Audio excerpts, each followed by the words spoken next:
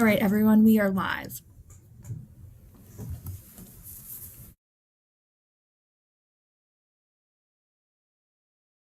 Starting about 1 minute.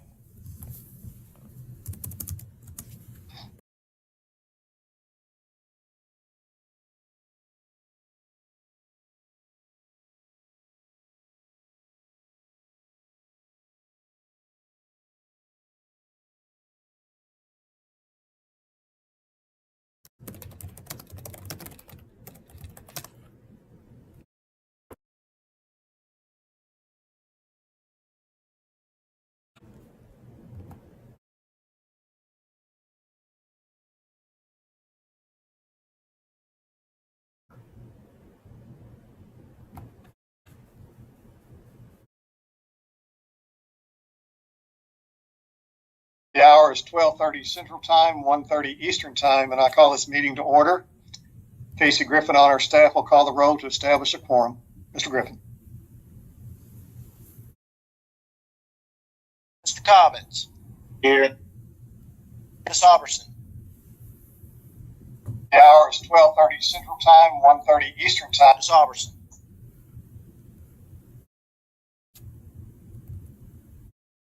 Mr. Holt. Here. Mr. Gentile. Here. Victoria. Mr. Jensen. Here. Ms. Johnson. Here. Ms. Maxwell. Here. Ms. McInturf. Here. Mr. Mullenhour. Here. Mr. Wells. Here. Mr. Chairman. Here. Mr. Chairman, you have a quorum. Declare quorum is present there, and we are duly convened. At this time, I call on our General Counsel, Ms. Rachel Supay, to read the statement of necessity for an electronic meeting. Ms. Supay?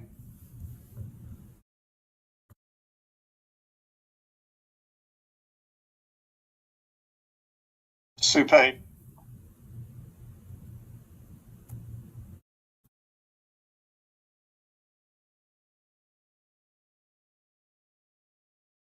You lose her? There she is. Rachel, I see her. Yeah, She's muted. somehow we've lost. You're muted, Rachel. I will try her on my cell. Make sure. Let's see what's going on. Yeah. Oh, Danielle can read that statement or not if she's prepared to, if Rachel can't.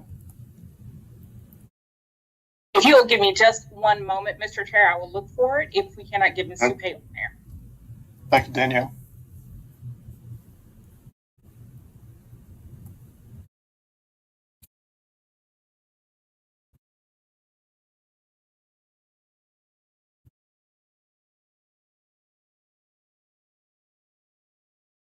While she's doing that, Bonzi, can you demute yourself and speak so we know that we can hear Hi there, you can you also? hear me okay?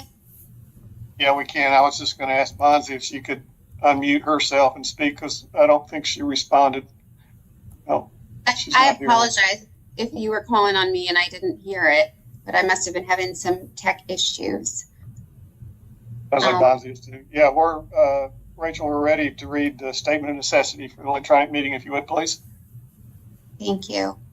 Good morning, Rachel Supay, General Counsel. Pursuant to Tennessee Code Annotated Section 844-108B3, the Tennessee State Board of Education hereby submits its determination of necessity for its special called board meeting held electronically at 9 a.m. on February 21st, 2025. TCA Section 49.1.301 requires that the state board meet at least quarterly. Due to the inclement weather on the day of this meeting and to ensure the safety of state board members, staff, and the public in avoiding hazardous travel conditions on the morning of the meeting, the state board made the determination that its regularly scheduled quarterly meeting on the morning of February 21st, 2025 should be held electronically. This meeting includes consideration of a number of revisions to the state board rules and policy, as well as approval of the charter school authorization evaluation reports. Thank you. I think that addresses the meeting tomorrow, but the same goes for our workshop today. which was scheduled originally for this afternoon in Nashville. This is the workshop. And pursuant to Section 8 of Policy 1.400, the board meetings policy, workshops are meetings of the state board sitting as a committee of the whole. Also, please remember our board meetings policy as well as TCA 8-44-108 both require that all votes taken during electronic meetings of the board to be taken by a call of the roll. Therefore, I'm going to move that this board dissolve into a committee of the whole for the purposes of conducting our workshop. Mr. Griffin, would you please call the roll?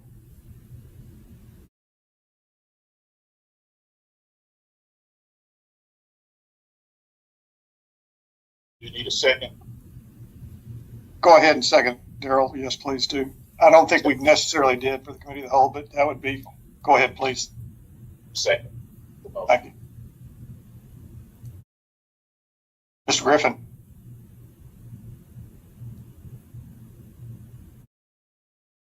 Okay, Mr. James, would you please call the roll for the committee of the whole for the votes?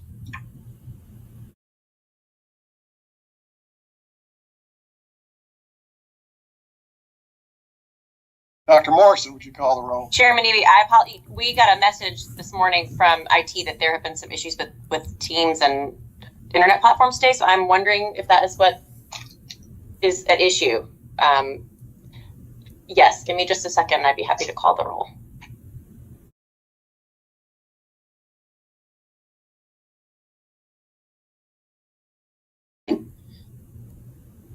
This is Rachel. I have Nathan on the line. He is trying to log in, but is having some issue with Teams. So it might just be one more moment. If Dr. Morrison can call the roll, we can get through that.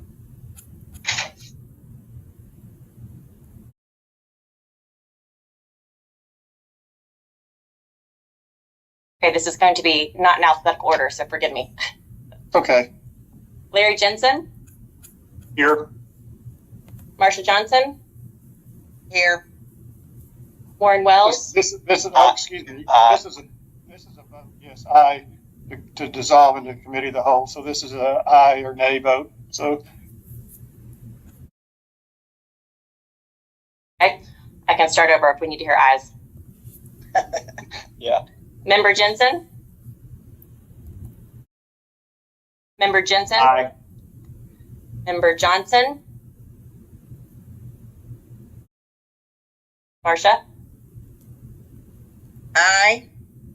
Member Wells? Aye. Member Cobbins? Aye. Member Maxwell? Aye. Member Auberson? Aye. Member Mollenhauer? Aye. Member Holt? Aye. I'm forgetting.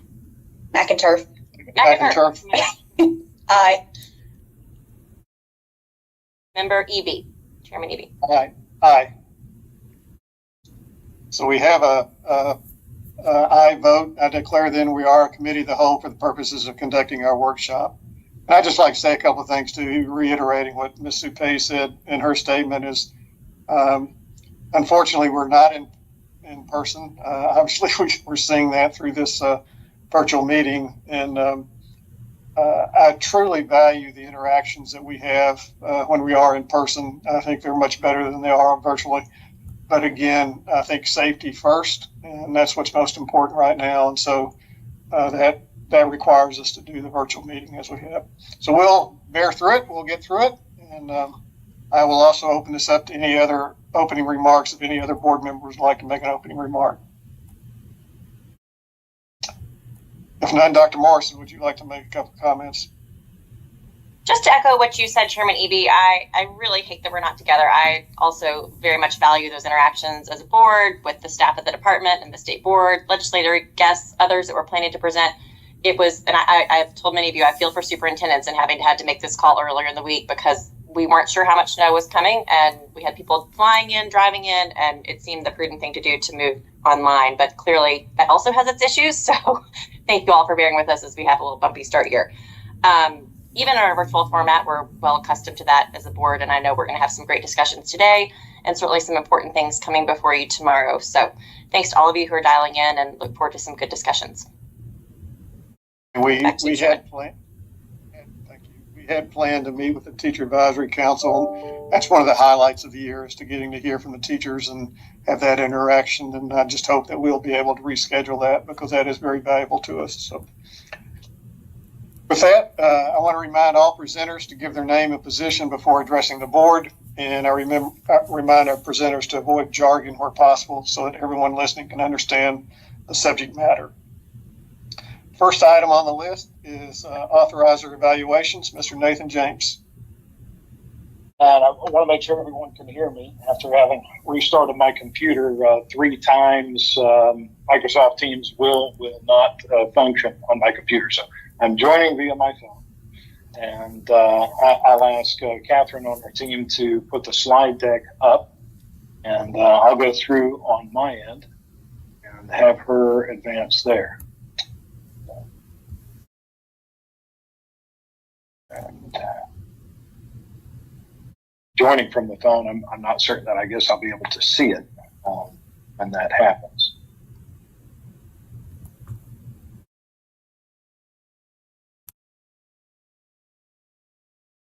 Nathan, it is on the screen for you to view. Oh, jeez. Oh, it is. Okay. Yeah, mine's all black. Interesting. All right. Okay. Well, I'm going to be proceeding, not able to see what you're seeing, but I'll have a matching slide deck up on my computer screen in front of me. So this is our 2024 authorizer evaluations. I'm Nathan James. I'm the Deputy Executive Director for Legislative and External Affairs for the State Board of Education. Next slide, we're on number 2 at this point. What's an authorizer? This is a local board of education or a public charter school commission, or the ASD. And they make decisions regarding approval of a charter school application and the renewal or revocation of a charter school agreement. And a school that's a charter school is a public school that operates within a school district structure, but is allowed maximum flexibility. Slide 3, please. So there are currently 115 public charter schools serving 440,000 students. Memphis and Shelby County has the greatest number of charter schools, with 56 open and operating, while Rutherford and Knox have the fewest, with 2 schools each. In the case of Rutherford, theirs started actually in August of 24. So moving on to slide 4. Let's take a look here in red. Nathan, Yeah. Yes. do you want questions as you go through, or would you prefer us to hold the questions to the end? Your call. You know, I'm happy to do whatever the board wants. I will tell you, there's an awful lot of text and good information in this, so it might be the best use of time to let me get through it and then come back. But I also don't want to, I don't want to stop something that a member needs to address urgently either. So, Thank you. But we'll hold questions unless it's something urgent. Then, thank you. Okay. So we're looking at slide number 4. So in red are your charters, and in blue are your public schools generally. This chart represents a percentage of public schools earning each letter grade distinction based on their 23-24 data. We've got approximately 71% of Tennessee charter schools earned a C or higher. Charter schools who earned a D or F letter grade will be eligible for an accountability hearing, just as districts will be beginning with a 25-26 school year. So just to give some extra meat on the bones, we had 5 A's, 1 from Memphis, Shelby County, 2 from Metro Nashville, 2 from the Charter School Commission. We had 30 B's, or 27% of charters. That's 1 from Hamilton County, 15 from Memphis, Shelby County, 9 from MNPS, that's Metro Nashville Public Schools, and 5 from the Charter School Commission. We had 44 C's, or 40% of charters. That's 6 from the Achievement School District, 2 from Hamilton County, 1 from Knox, 21 from Shelby, 10 from Metro Nashville, and 4 from the Charter School Commission. We had 19 D's, or 17% of charters, and that's 2 from the Achievement School District, 4 from Hamilton, 8 from Shelby, 4 from Metro Nashville, and 1 from the Charter School Commission. And there were 12 Fs, so we're 11% of charters. And that's 5 from the ASD, 7 from Shelby County. And so just to kind of put the overall numbers in context for everyone. Let's take a look at our charter authorizers on to slide 5 there. We've got the Achievement School District with 13, Hamilton with 6, Knox with 1, Memphis and Shelby County at 52, Metro Nashville at 25. Rutherford County opened 2 in August of 24. So you remember I mentioned that a couple of slides back. And the Public Charter School Commission, which is sitting at 12 at the moment. Going on to slide number 6, we'll look at charter performance by authorizer. Now, this chart that you're looking at represents the percentage of public schools earning each letter grade distinction based on their 23-24% data. Again, it's just a different way of looking at it. Charter schools earn a D or an F should be eligible for an accountability hearing in 25-26. I know we're repeating that, but I want to make sure that everyone gets that they're certainly part of that process.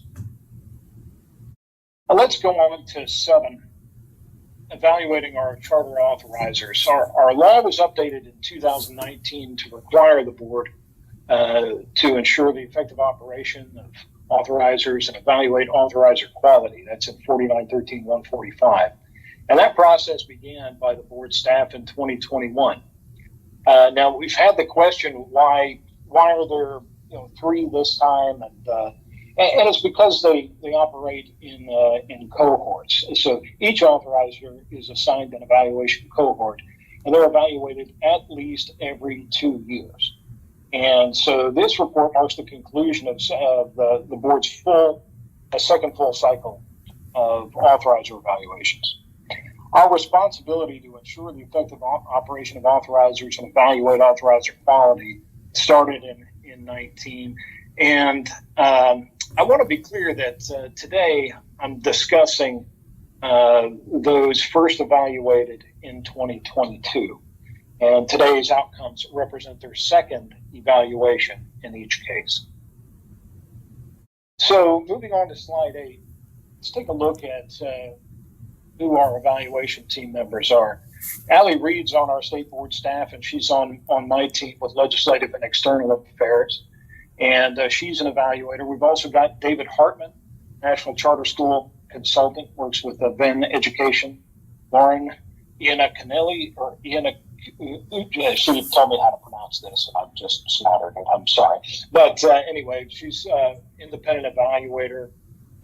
Ms. Feinberg and Goodman and Mr. McCann from Rutherford County. You'll notice on the right-hand side, you'll see evaluators and you'll see evaluation shadows. Our evaluation teams are comprised of experienced authorizers and evaluators with 3 evaluators and an evaluation shadow each. We hire these national consultants with experience serving on our evaluations, as well as other states who conduct similar authorizer evaluations, to serve on the core evaluation team. In addition, we extend the opportunity for Tennessee authorizing staff members in a non-evaluation year to serve as an evaluation shadow, to provide an opportunity to fully experience the evaluation process while removing the pressure and responsibility of scoring an evaluation. These shadow evaluations do not weigh in on the evaluator scores. So the shadow folks, while they have less experience, we found it to be an excellent way for folks to see the process from every angle. So that's how that decision was made. Let's go to evaluation evidence base. We're on slide number 9 at this point. Each evaluation focuses on a 2-year term, and it considers a comprehensive set of evidence. Our evaluator teams spend a full week together reviewing documents, interviewing authorizers, school leaders, and developing a consensus on the authorizer's ratings and feedback that's included in the evaluation reports, which you will vote on tomorrow. Documents and narrative explanation. We look at that, it's our first bullet point up there. They have 6 weeks to submit anything, honestly, that they think is relevant, that makes them look good, exonerates the decisions that they have made. The school leader interview is an optional 1 hour conversation with the review team. And the document debrief is the interview with the authorizer where all of the information submitted is discussed and the teams get the chance to ask probing questions. And again, authorizers get to share the context, why they made the decision they did, why they went at it the way they decided to. And the appeals history is needed, and that's included. And of course, the Charter Commission has that appeals decision. Some of you serving remember when we used to. So we're going to slide number 10. So here you are. Our evaluation is based on the 21 standards within the State Board Policy 6.111. And the State Board evaluation rubric is based on those standards. And authorizers receive scores on individual standards and an overall score that's aligned to the table you see here. If an authorizer earns an exemplary for consecutive evaluations, they are exempt from their next evaluation. Authorizers who receive approaching satisfactory or unsatisfactory are required to complete a corrective action plan, and they are at risk of losing a portion of their authorizer fee funds. Okay. So let's see here. Let's go ahead and slide on to the next slide, number 11. These are evaluation outcomes. Now, if it is all right, Mr. Chairman, I'd be happy to take questions on the first section and then so we don't get too far away from those. And I'll do my best to field them for you. As you know, Allie's our team lead on this work, and she drilled me on it, and I hope I'm the resource I need to be for you. Thank you, Mr. James. Any questions or comments for Mr. James to this point? Question. Yes. Was that Vice Chair Cobbins? No, this is Larry Jensen. Question. Okay, yeah. Please identify yourself because you're not on everybody's not on the screen I have. So please, Mr. Jensen. Will do. Thank you. I'm curious about a couple of things. You mentioned the number of students. Could you repeat that in charter schools? Yeah, let me get back. I think it's 44,000 if I recall correctly. And then I would appreciate Memphis and Shelby County Schools, Mr. James, at some point. Just I don't need it right now, but I'd like to know that total of I think 52 schools. Just curious. I was also in the Shelby County charters. Is that what you're asking? Yeah, the number of students in 52 schools.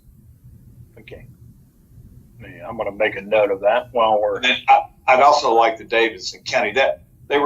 Those two counties represent 75 schools or 77 schools, so it'd be helpful to just as information. I did have a question about your evaluation shadows. There was nobody on that from either Davidson or Shelby County. I was just that's an observation and a question. Doesn't need an answer, but it seems like if you've got 75 schools that are in those two areas, that seems like there ought to be some representation on that evaluation team. Just an observation. I'm happy to jump in on that, Nathan, if you want. That's a great point, Mr. Jensen. For one, Metro Nashville is up for evaluation during this cohort, so that's why no one from that area was on this time. And I believe we can check with Allie. Shelby County has definitely had representation in the past. It may just not be in this cohort. Yeah, because we have to remember that if the in this case, Metro and Memphis were both being evaluated. You can't do that on your own evaluation. You can do that when it's off cycle. So they could, again, the point of the shadowing is to be able to see the process really kind of soup to nuts and to gain insight for their authorizer staff. But it's not considered appropriate for those folks to be doing that to evaluate their own employer. Okay. All right. My last question is: you go back. You've had a grade. You had the scoring matrix that you had up there. Yeah. Let's see the evaluation rubric and rating. So we're on slide number 10.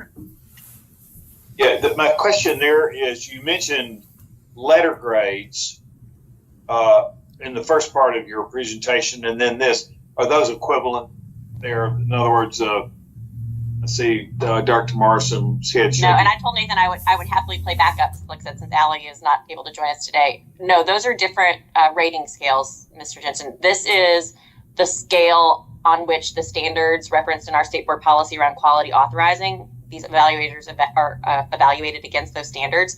The letter grades are just additional information now that as a state we have letter grades for all schools across Tennessee. So it's just to juxtapose those two data points for you. This is a different scale for evaluating the authorizing standards versus the growth and achievement of the students in the schools that that are being served. Okay. Well, I never did very well in math in school and in English, so it's hard for me to comprehend that. But it wasn't clear to me. So thank you for the explanation. Mr. Any Chairman, other? Yes. Ryan Holt. Yes, Mr. Holt. Just to follow up on Mr. Jensen's questions about Shelby County and MMPS participating in the authorizer shadows, has MMPS participated as an evaluation shadow in the past? I'm not 100% certain. I'm almost 100% certain, Ryan. We can find out. But I know Allie's really intentional about making sure that this opportunity is available and that we encourage particularly our large authorizing districts to participate. So I'm almost 100% sure. Great. I was just thinking it seems like a great way to get buy-in from the districts as a part of this process. So I assume that was the case, but yeah, glad to hear that. I certainly remember discussing it. I'd hate to say, with as a matter of metaphysical certitude that was 100% the case, but I think Sarah's right. So, all right, thank you. That's all I got. Other questions?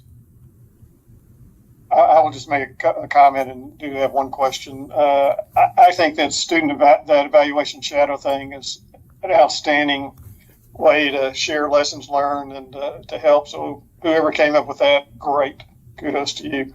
My question is on the rating, that is just strictly a numerical average. There's no weighting that one factor is any better than another factor. Is that correct? Well, it is a numerical rating as far as the individual portions, like X will be worth this number of points and Y versus that number of points. I'm in a beautiful technological situation in that for some reason, although I had it all prepared here in front of me prior to having to restart my computer to attempt to get on the meeting, which wouldn't come up, all of the data points for how much each one is worth was up on my screen, and now I keep getting a magical mystery error when I'm trying to pull it up. So I unfortunately can't answer the precise amount that each.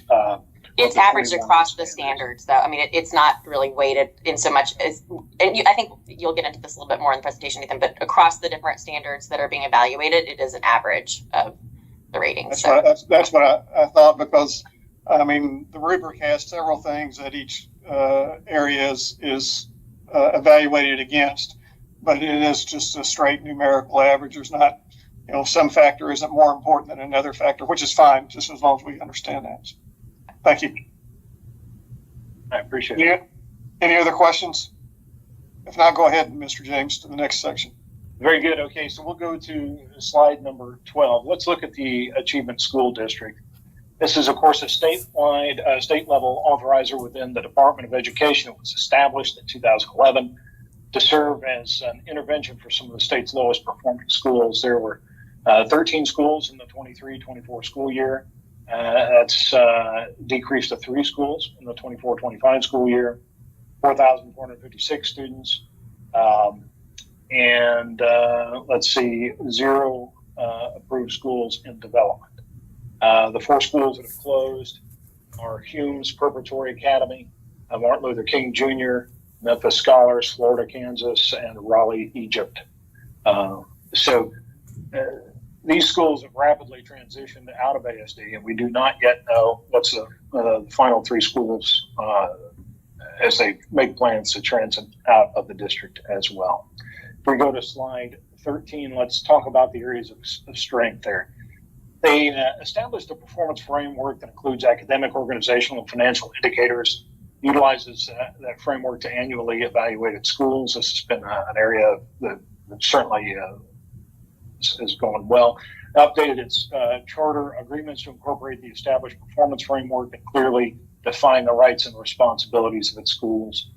They've established and implemented a compliance monitoring system that informs the annual evaluation of its schools and includes indicators to ensure its schools are protecting the rights of all students. This, by the way, was based on feedback from the last time they went through this process in 2022. Those areas have become strengths. Going to slide 14, we'll look at areas for growth there.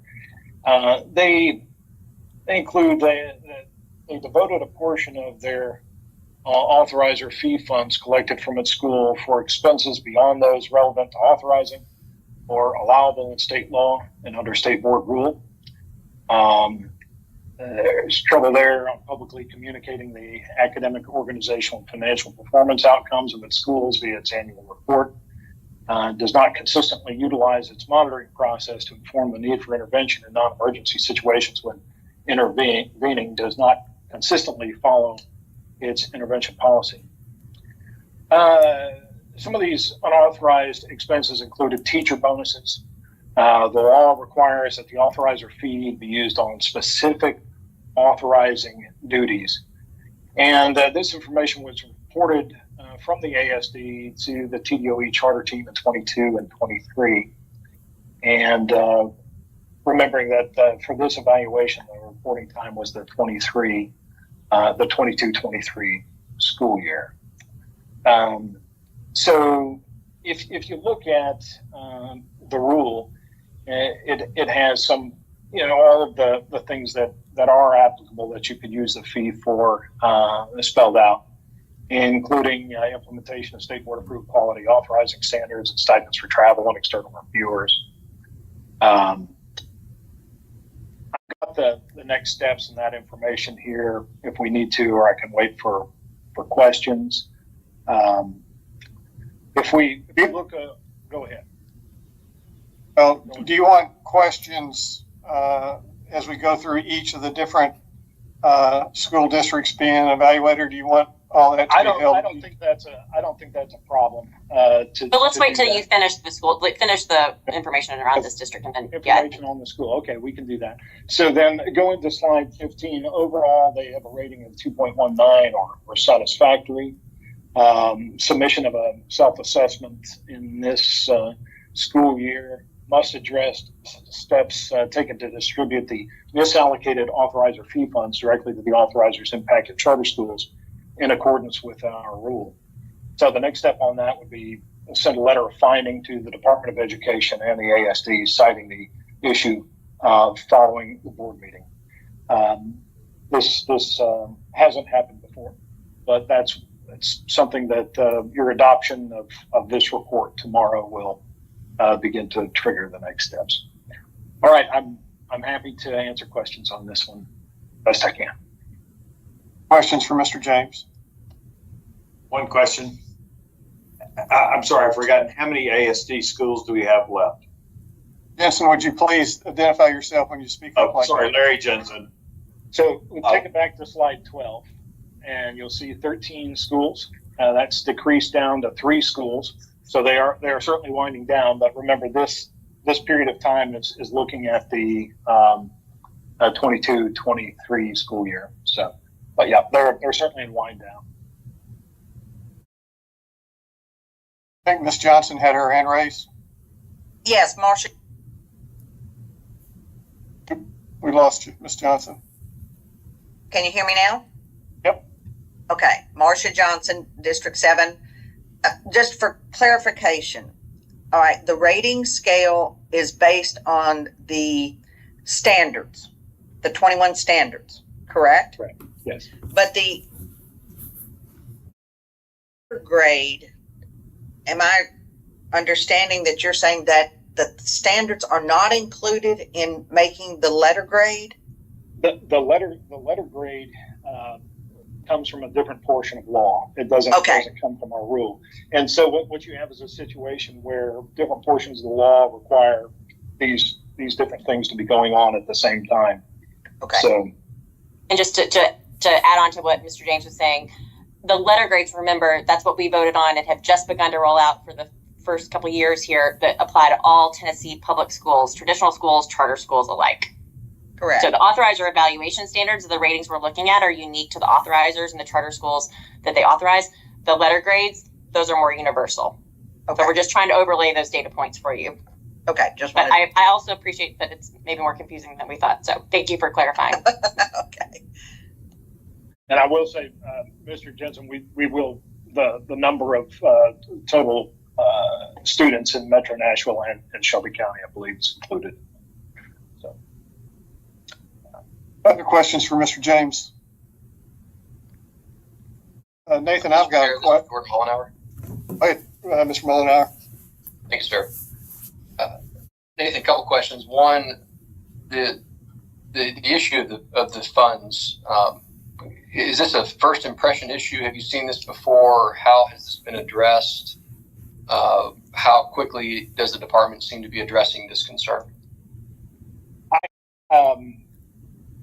So this has not happened before. Actually, there's not been a one of these reports that's had that issue in the past. So I think that remains to be seen. I'd let the department, they could answer perhaps how that'll go. But the technical process is that this is a workshop item today, so the board takes no action on it. Tomorrow we'll adopt the report, and at that point in time, that will trigger the board officially notifying the department of the situation.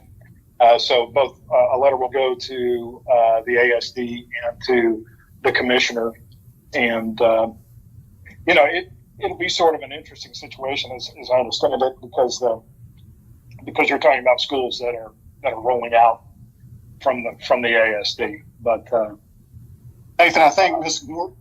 Gordon has raised her hand and wants to respond from TDOE. oh, great. Ms. Gordon. Hi, Shannon Gordon, Chief Operating Officer and Acting Superintendent of the ASD since February of 24. Just a couple of notes. One, currently the ASD is serving 3 schools: Kirby Middle School, Wooddale Middle School, and Hillcrest High School, for a total of 1,352 students. So this fiscal issue occurred back in 2023. And was really an allocation of resource issues, attaching it to the wrong funding source, and not an intentional misuse of authorizer fee, just an allocation of a particular expense to the wrong bucket of funds by a former employee. And so not an intentional misuse of the authorized by that former employee, just literally allocating an expense to the wrong account. Got it. Thank you, Ms. Gordon. So just to clarify, this was the issue at hand was a single transaction. Is that correct, or is this a systemic or repeated transaction? I think it was a occurred in that period of time that were attached to the authorizer fee during that particular period of time. And Ms. Gordon, you said that you're now in charge of this call it program. Are you going to remain in charge of this program for the foreseeable future, or is this a temporary position that you've taken on? I'll oversee this until we transition the end of the ASD. Thank you so much.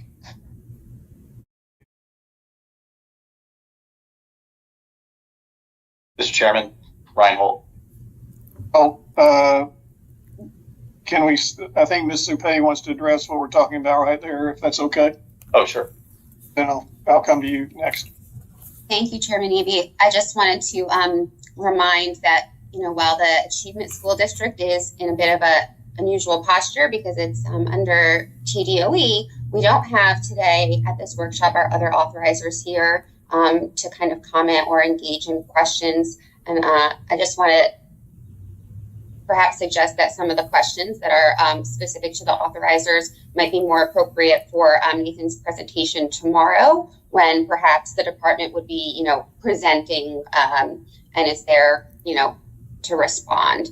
Again, just out of equity to our other authorizers who are not here today, might be better to have those questions tomorrow. I think in our discussion today in the workshop, we ought to be able, we should raise the questions that we have, and that gives the authorizer, whether it's ASD or some of the others, the visibility of what we're going to ask, so they'll be prepared hopefully tomorrow to answer those questions, if that makes sense. Mr. Holt? Thank you, Mr. Chairman. A question for Sarah and Nathan. And I just forget, is the academic results of these schools authorized by the authorizer part of the rubric for evaluation? And things like TBOS, and what I'm getting at is letter grades, like as we now have the letter grade system, if one of the things we'll look, I know a lot of it is procedural, like are they doing the things they were supposed to be doing as an authorizer? But if a part of the evaluation is what the academic results of the schools that they have authorized them receiving, then what are we looking at to measure that? That's a great question. I'm happy to take it first, Nathan, if you want. Or okay, yeah, and then I did. My stuff is working now, so it actually brought up all of the requirements. Well, if you want to take it, I'm happy to give it to you. The short answer is, and then I'll let you fill in additional information, Nathan. It's not explicitly factored in, Ryan, in part, like the letter grades is still so new. We've been doing this longer than letter grades have been issued. What is factored in, though, are intervention policies for low-performing schools, closure activities, things that would be triggered by student achievement results. But the actual achievement itself, because we're evaluating the authorizers' systems and processes, are they doing right by their schools in terms of the balance of support and intervention? It doesn't factor in explicitly to those outcomes. Yeah, a way to think about it is this is more about is the authorizer executing charter agreements with performance framework that includes clear, measurable, attainable academic, financial, organizational performance standards and targets that a school must meet for the purposes of renewal. So this is really at the nuts and bolts of the authorizing process to make sure that it's done fairly and to these high standards. Makes sense. Thank you. I've got a question, Nathan. My understanding, you said that this evaluation was based on the 2022-2023 school year. Is that correct? Yes, sir. Okay. And then the self-assessment based on this evaluation is to be submitted to us in the 2025-2026 school year. So that's like 3 years later. The benefit of these these evaluations, whether it's this or the AFRF letter grade stuff, is to help and support school districts and school systems to improve how they're functioning. That just seems like a long time from the time that we do the evaluation to the time that the self-assessment is being submitted.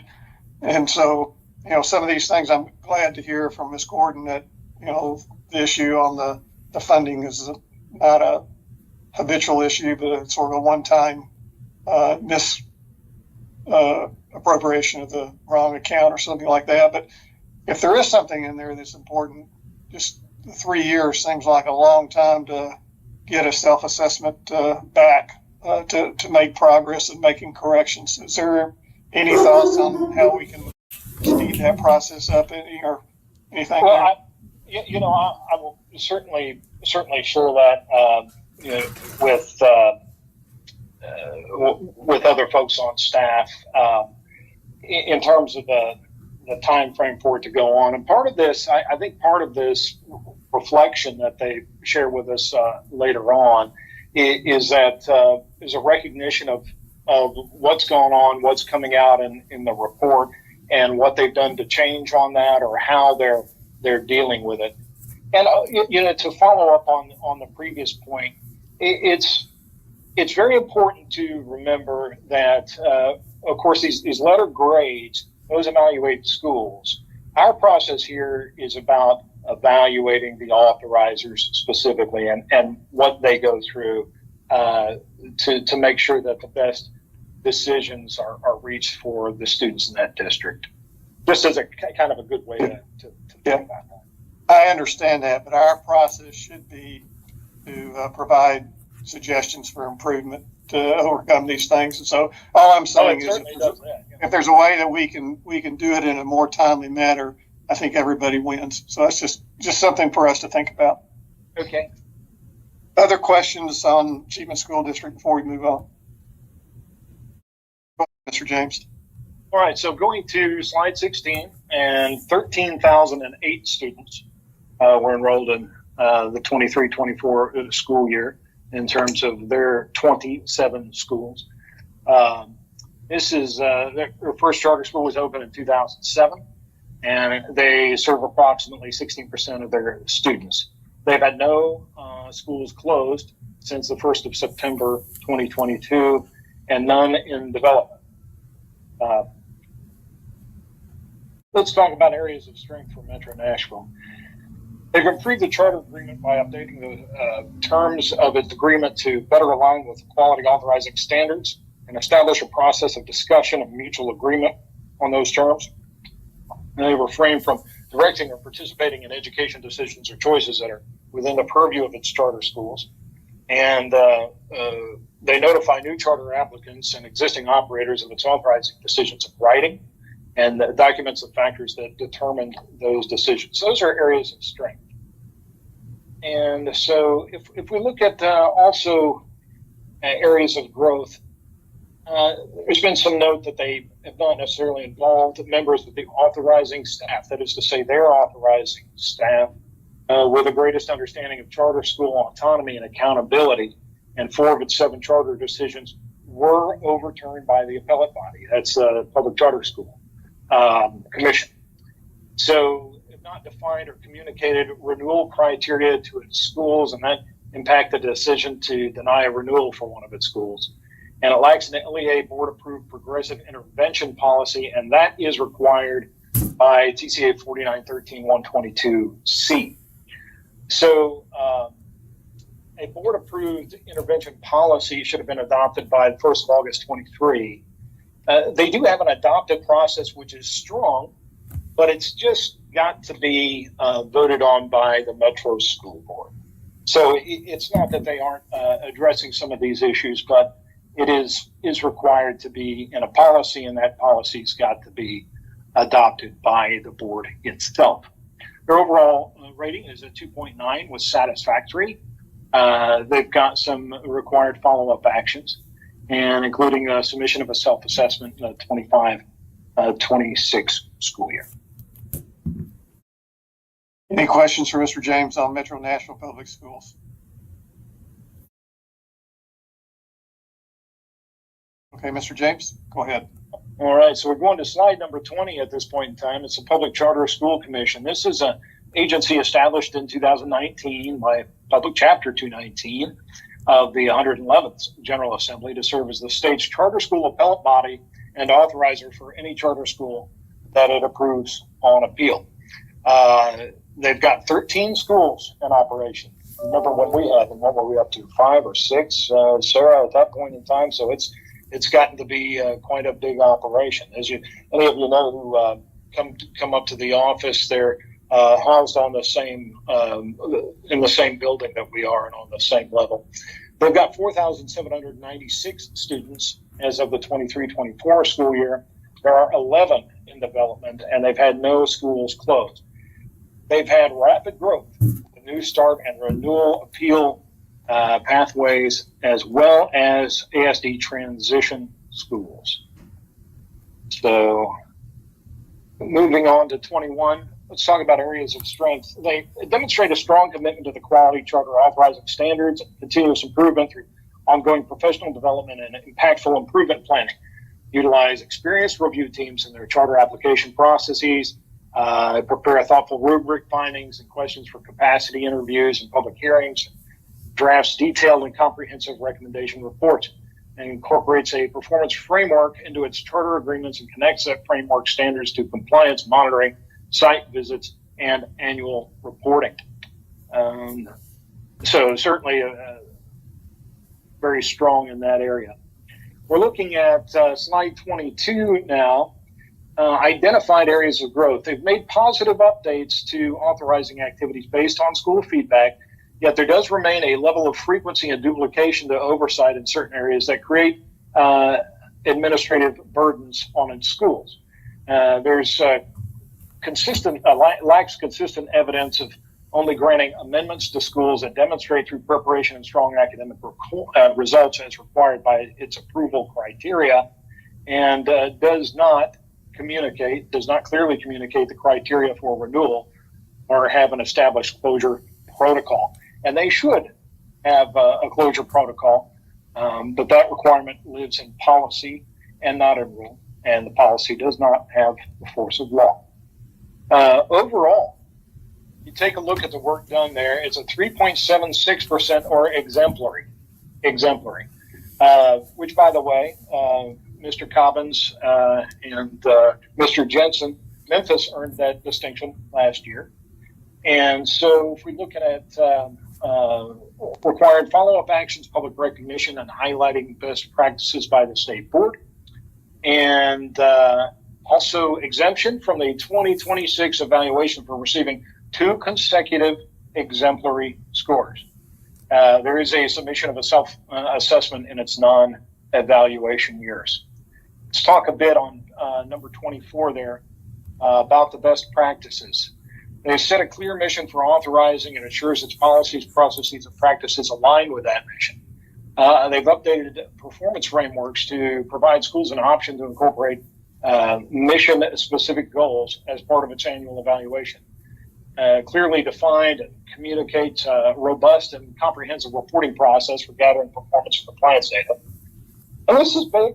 I mean, it ought to be highlighted there. And they consistently use its ongoing oversight, intervention, evaluation processes to determine when that intervention is needed.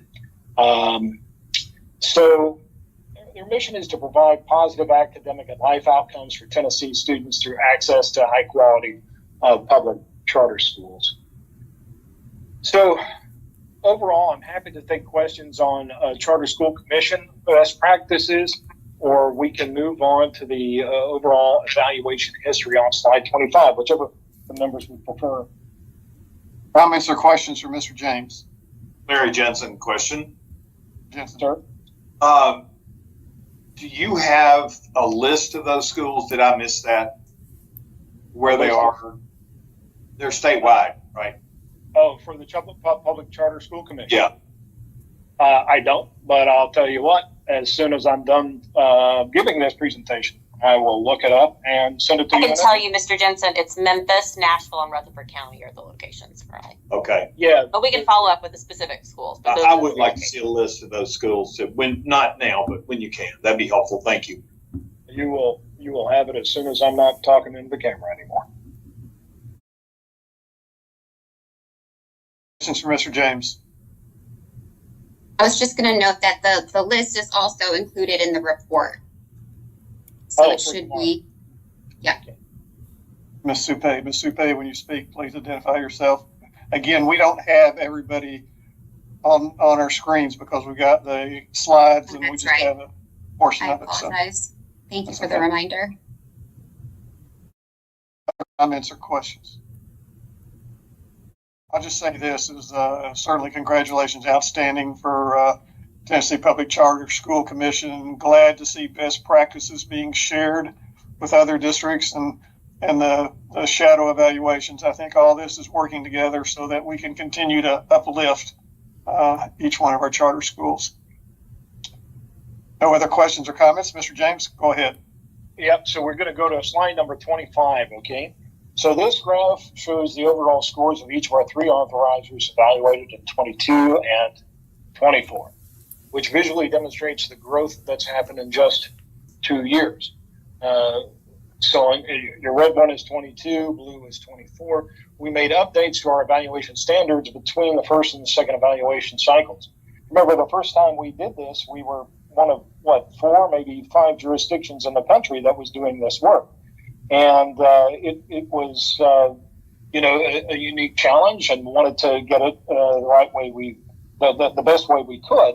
But we were also very open with everyone around the state that as the process goes, it'll be refined.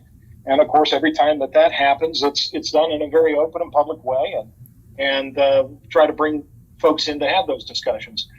But we did make updates to our evaluation standards between the first and second evaluation cycles. And we're especially proud of the work that's been happening with the Charter Commission as they've maintained exemplary status across 2 consecutive evaluations, earning them an exemption from their next evaluation. And that's a pretty big deal when it comes down to it.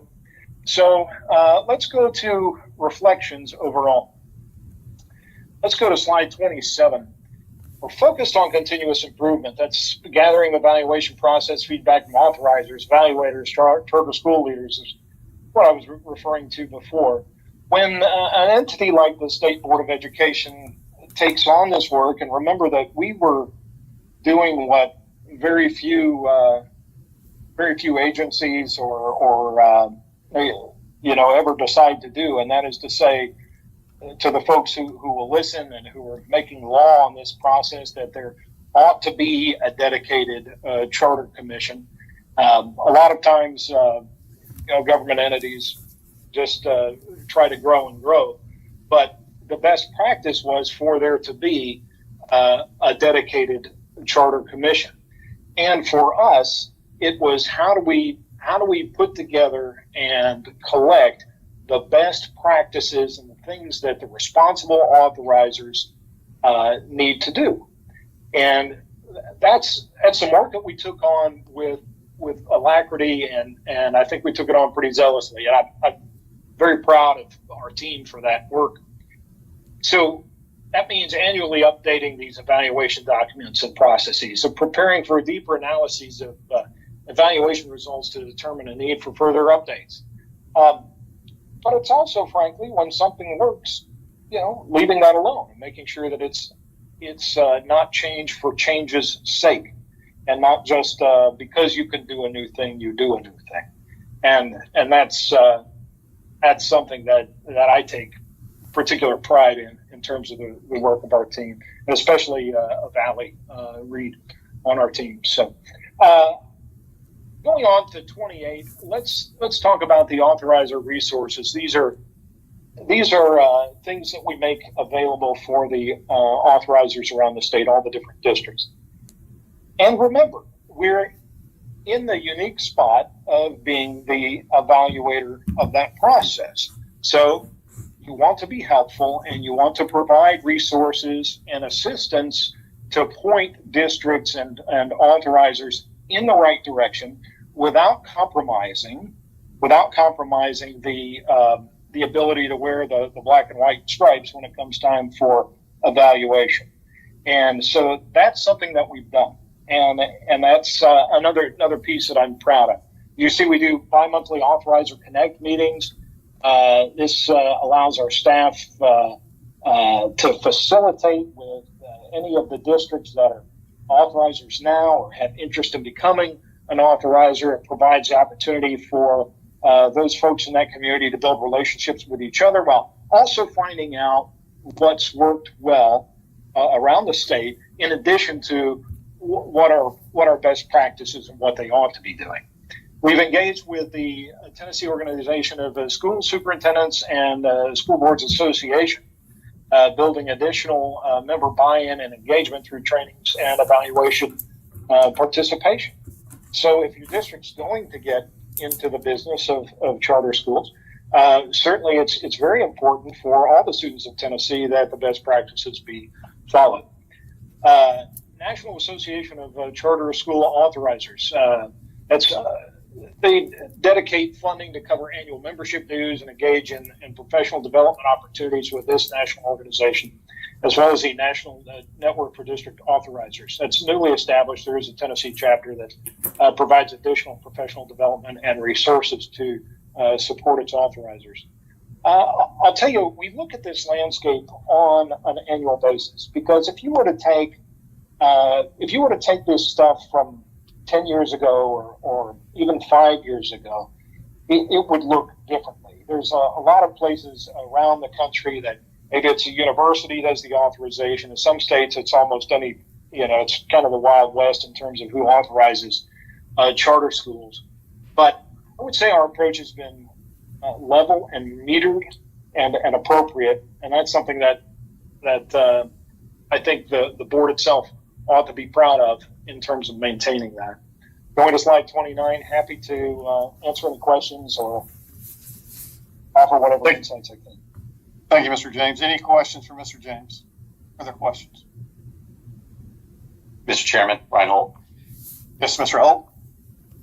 Could we go back to slide 25, please?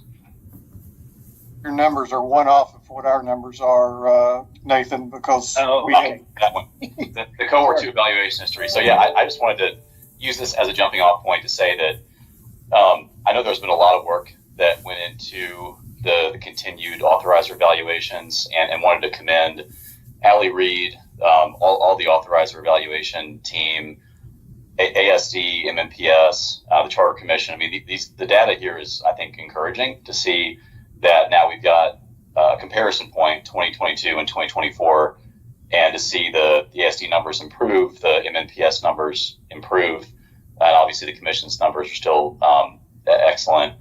I know a lot of work went into that, and that is just really good to see, because, as you all said, it's just important that when we have a significant number of public charter schools and increasing number of students in those schools, that we have strong authorizers, and it's just great to see that work look to pay off based on the data that we now have. So just wanted to say that, and wish Allie was here for her to hear that, but it's great to see the fruits of this work.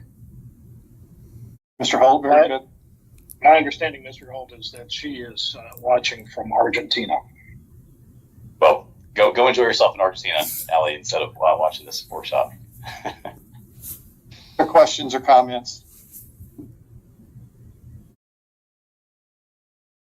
No questions or comments. Thank you, Mr. James, and I agree. Thank you, Allie, for all that you do, and made a lot of progress in the last couple of years. We'll continue to make that. Next item is SCORE's Impact Credential Framework. Miss Aaliyah Guthrie and Miss Mary Cypress-Metz from SCORE. And while they come on, let me just say this, is several of us attended the Fast Forward Summit last week that SCORE had. It was an outstanding meeting. It grows each year. They had national speakers, they had state speakers, and just really, really excellent job for SCORE. That's it. Ms. Guthrie and Ms. Metz. Well, thank you, Chairman Eby. It is wonderful to be with you all this afternoon. I'm Mary Cypress-Metz. I am our Senior Vice President of Strategy with SCORE, and I have my colleague Aaliyah Guthrie, who leads Policy and Government Relations at SCORE, here as well. And we're excited to share with you all about some work that we have been involved in, but really in partnership with many folks across the state over the last several months, that was released at the end of last year, that we're excited to update you all on, and then answer questions you have about it, because we think there's lots of exciting opportunities and connections to K-12 education on that. So I'll walk us through that, and then if you all have questions, Aaliyah and I will both be here to help answer those. But just as a quick background, for those of you who don't know, SCORE was founded in 2009 by former U.S. Senate Majority Leader Bill Frist, with the goal of ensuring that we can support students in our state and to bring partners together in doing so. And we started our work at the organization focused primarily on K-12 education, but we now also think about student outcomes through post-secondary education and really into their career success. Our mission today is really to ensure that all students have an excellent K-12 education and they have the opportunity to earn post-secondary degrees and credentials that prepare them for careers that enable economic independence. And that's an important goal. And when we think about that goal, we have to be able to know what are the degrees and credentials that are actually leading students to careers that enable economic independence. And there has to be a way of defining that. We know that as a state in Tennessee, we have prioritized education and we have prioritized workforce development and we prioritize connecting the two over many years. And I want to just start by saying that this isn't a new conversation for Tennessee. It's one that we know has been ongoing. And the reason we're able to have even more robust conversations today is because of the work that has happened already. We have prioritized foundational policy improvements and investments in K-12 education. We have invested in early post-secondary career opportunities for students while they're in high school, in vocational education through the GIVE Act and through Apprenticeship Tennessee. We have invested in the expansion of our TCATs. We have also prioritized completion at the post-secondary level. And through all of this, we can go to the next slide here, we have really been able to see an increase in Tennessee. We know that today, 63% of jobs require some type of post-secondary degree or credential. And over the last, since 2013, we have made significant improvements in our efforts to have Tennesseans earning those degrees and credentials, where we're almost at 48% today. We haven't yet met that 63%, but because of the prioritization that we've had as a state, we've been able to make significant progress towards that, but we haven't met it. But more importantly, and we can go to the next slide, I think the thing that we're really thinking about also is that we don't know a lot about those 48% of Tennesseans that have those credentials. We don't know if they're actually degrees that are needed specifically by workforce. We don't know what the earnings are that are associated with those degrees or credentials. And at SCORE, when we've been thinking about how do we ensure that all students have the opportunity to earn degrees and credentials that prepare them for economic independence, it feels important to be able to connect those two things. And so one more slide here of just context before we dive into what we've been thinking about. Not only are we talking about earning a high school diploma and then going on to some form of post-secondary education or workforce training certificate, we're also talking about a much more complex maze than we've ever seen in the country and in Tennessee before, because we know that there are over 1 million unique opportunities of credentials that students have the option of pursuing today. And that is so much information for them to consider. And so that is, with that information in mind, SCORE set out over the past year to really think about what information would we want to know about the degrees and credentials that students are earning in Tennessee, to be able to prioritize how are we supporting them towards those degrees and credentials, starting as early as their K-12 education and throughout the process. And this is important to us, I think, for a couple of different reasons. One, I personally am a mom. I have been a classroom teacher here in Tennessee, and it feels really important that all that we're doing to support our students now is truly setting them on a path to success. And I think about my own post-secondary journey, and I think a lot of it was up to luck and a lot of it was making good decisions. And it feels very unfair to leave that kind of luck in the hands of so many students across our state. And it's so important to connect it to the amazing economic development and workforce development opportunities we have in our state. So in the next slide, SCORE took a step back about a year ago now to really imagine what would it look like to know what outcomes could be expected from the degree or credential a student's earning, whether that's a industry credential that they're earning in high school, associate's degree that they're earning, a bachelor's degree, or even an advanced degree that they're earning. And then if we could understand those outcomes, how could we then target supports and resources to guide students towards those pathways and those outcomes, so that there's more information for the students to have greater economic opportunity, and ultimately for our state to have greater economic opportunity. And so we sought out to define what is an impact credential? What is a credential that has the type of impact that leads to a career that enables economic independence for students?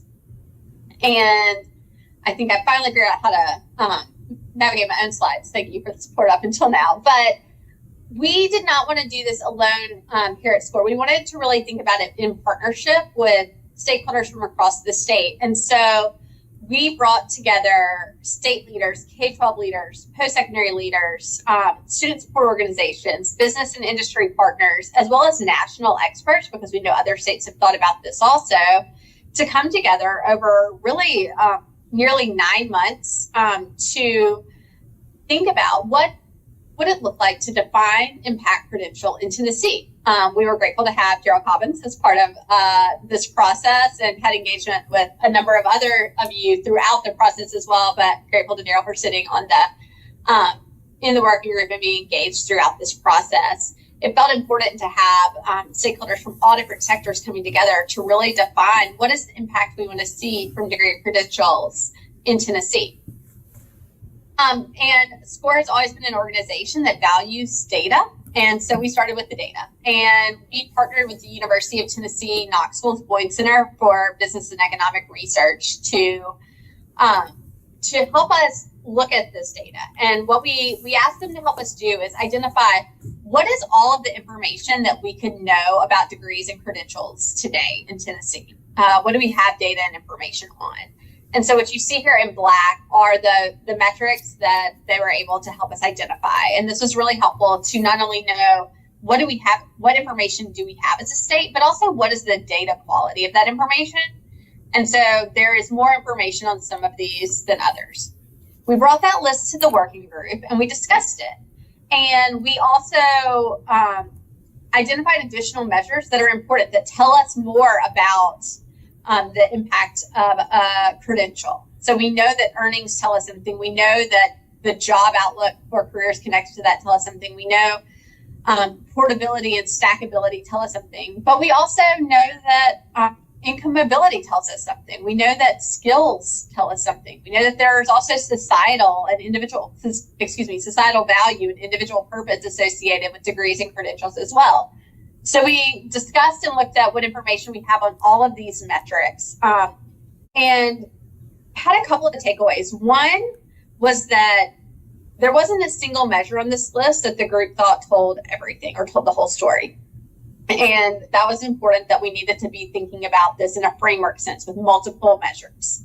Second, the group felt like it was really important for earnings to be considered as part of this discussion, because when you think about economic independence for a student or a Tennessean, earnings has to play a role in that. From there, we looked at many other things as well. We looked at what have other states done. Tennessee is not the first state to try to define this have this lofty goal of defining impact for credentials. And so we looked at what other states have done. And we saw that there are states that have thought about it as an ROI measure. We saw states that have thought about multiple measures, but only for two-year degrees and credentials. We saw others who have only thought about it for industry credentials. We have some that have thought about it across the whole spectrum, but just using one measure. And so there wasn't exactly a state who has done it exactly like we wanted to be able to do in Tennessee. However, we were able to learn a lot from that and get a lot of inspiration to put into Tennessee's context.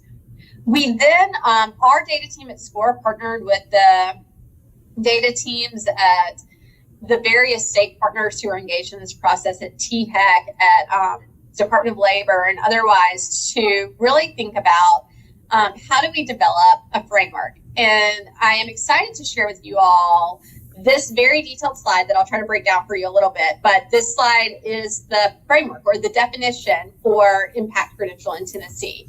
And what we wanted to be able to do is know, is a degree or credential going to lead a student to have the opportunity for a career that enables economic independence? And we created a definition through this framework that looked at 3 different measures in determining that: earnings, job outlook, and stackability. With earnings and job outlook being really the 2 driving measures, and stackability being conditional, knowing that oftentimes the credential or degree a student's earning is not their final destination, and they're getting it to be able to take a step so that they can later take another step or to couple it with another degree or credential. And we felt like that was really important to note, and that that goal of being able to stack should not make a credential not valuable, even if it doesn't yet meet the criteria for the other measures. But I want to talk about earnings and job outlook. So you see 3 different columns here. We labeled them by stars, but we are not trying to market this or say we are marketing experts on that, but just to help distinguish between the 2. And I'll start on the left, which the left is really the minimum threshold we identified with the partners in the working group as what is an impact credential in Tennessee. It needs to connect to earnings, a median earnings 5 years after graduation of at least the minimum wage for a single Tennessean. And so that's $43,196. And so if a degree or credential meets that earnings threshold by doing data connections and modeling and analysis, then it reaches that 1 star threshold. If it also has the job outlook connected to it, because earnings are important, but there also have to be jobs available. And so we looked at what are the careers that should be, this is modeling, not exact science, but the careers that should be connected to a certain degree or credential, and how are those jobs growing in Tennessee?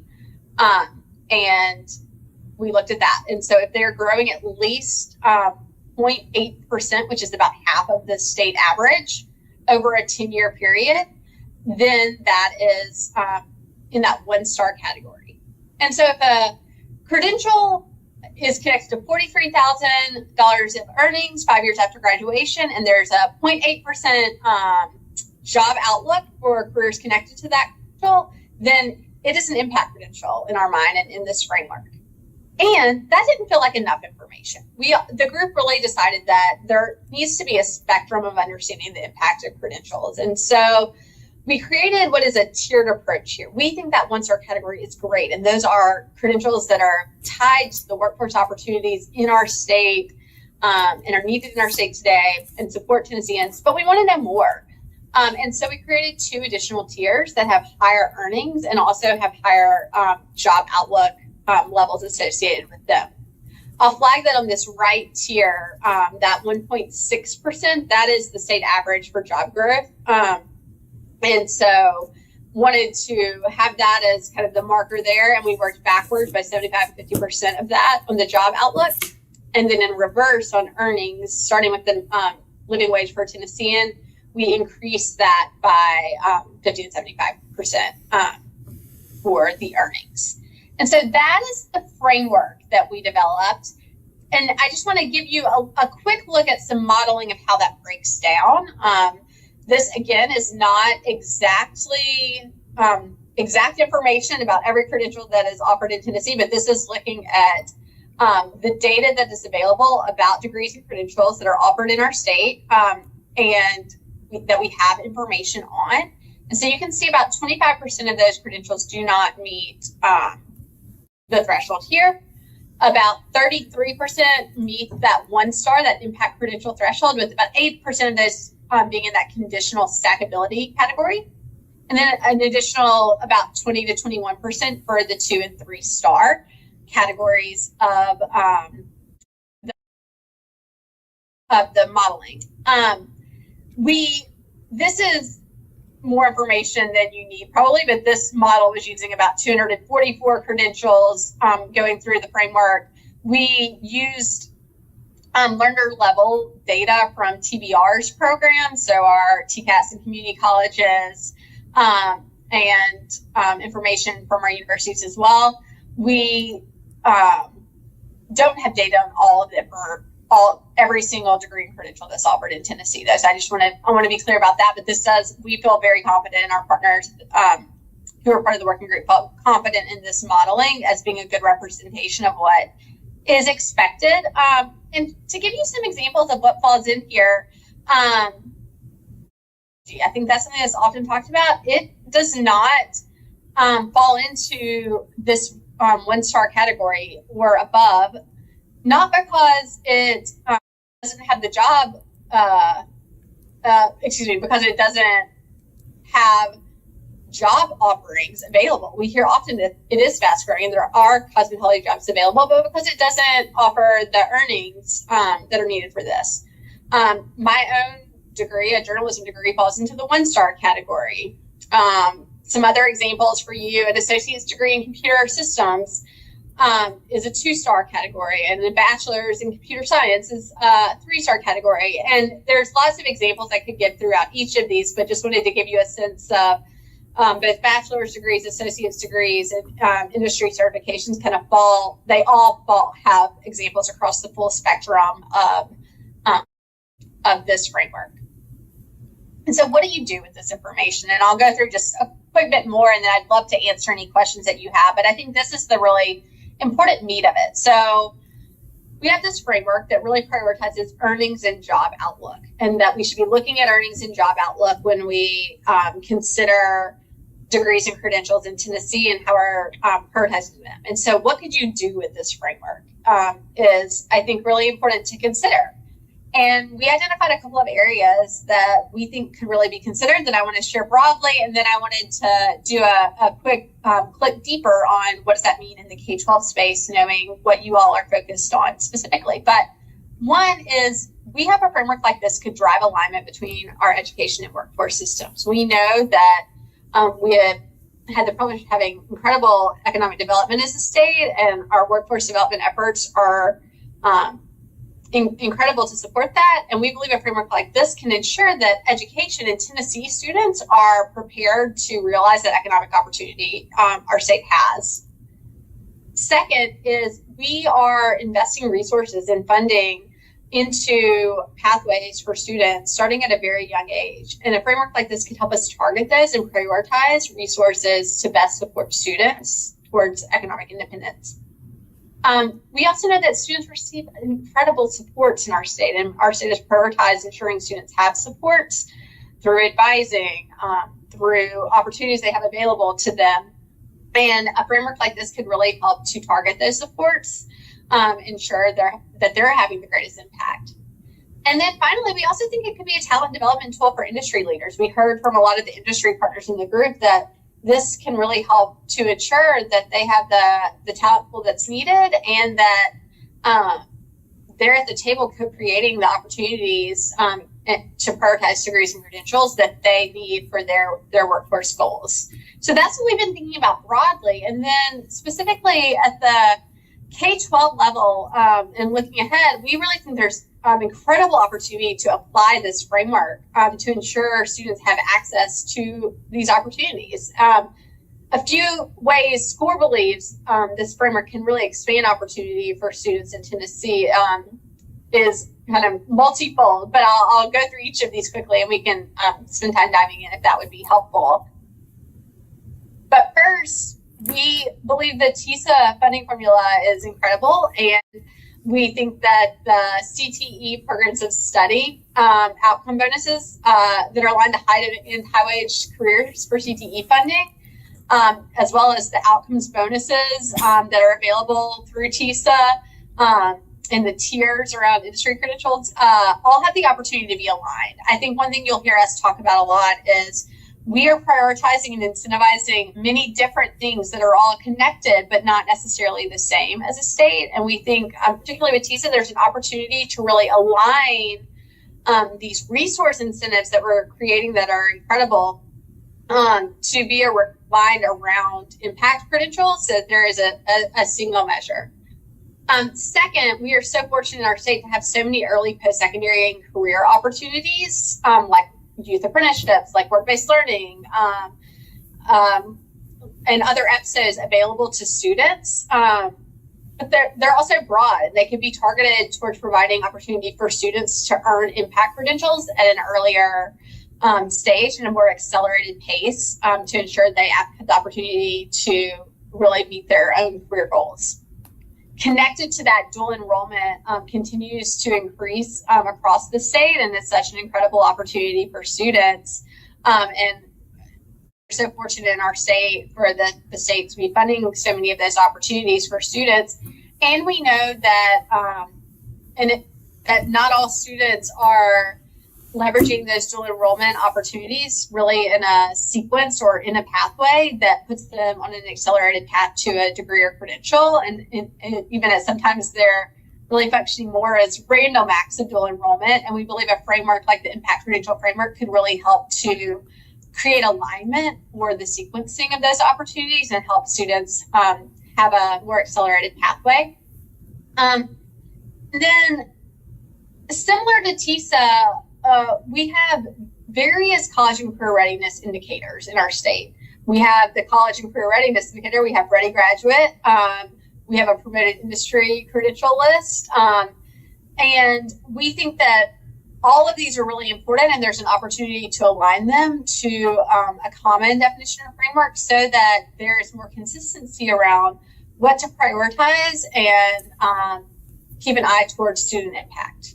And then finally, I'll just flag advising, which we think is such an important opportunity for students, particularly K-12 students, because we know how much that trusted and relationship-driven advising supports students on their pathways.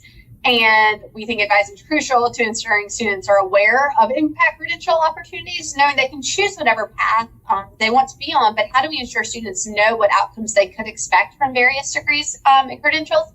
And then also, how could a tool like this framework be used in high school and beyond plans that are being developed with students in the K-12 years and can support them throughout their high school experience and that. And so those are quick hits on the ways that we see opportunities for a framework like this to really help to connect the important work that's already underway in Tennessee around pathways, starting as early as middle school, if not younger, to really ensure that all of that work is not resulting in students leaving it up to luck and chance, and that there really are opportunities for students to earn degrees and credentials, particularly in an accelerated way that prepare them for careers that enable economic independence. So I'm excited to share this update with you all, as I know y'all are thinking about many opportunities connected to this. Wanted to share with you all scores, recommendations, and thoughts here, but also would always be happy to discuss how elements of this could be used. We don't see this as a prescriptive framework. We really see it as an opportunity for how do you start thinking about earnings and job outlook and stackability, and is a conversation starter. And so that's what we hope it can be with you all as well. But thank you for the opportunity to share today. And Aaliyah and I would be happy to answer any questions that you all have. Ms. Metz, very good presentation. A lot of things to think about and talk about. Questions from our board members?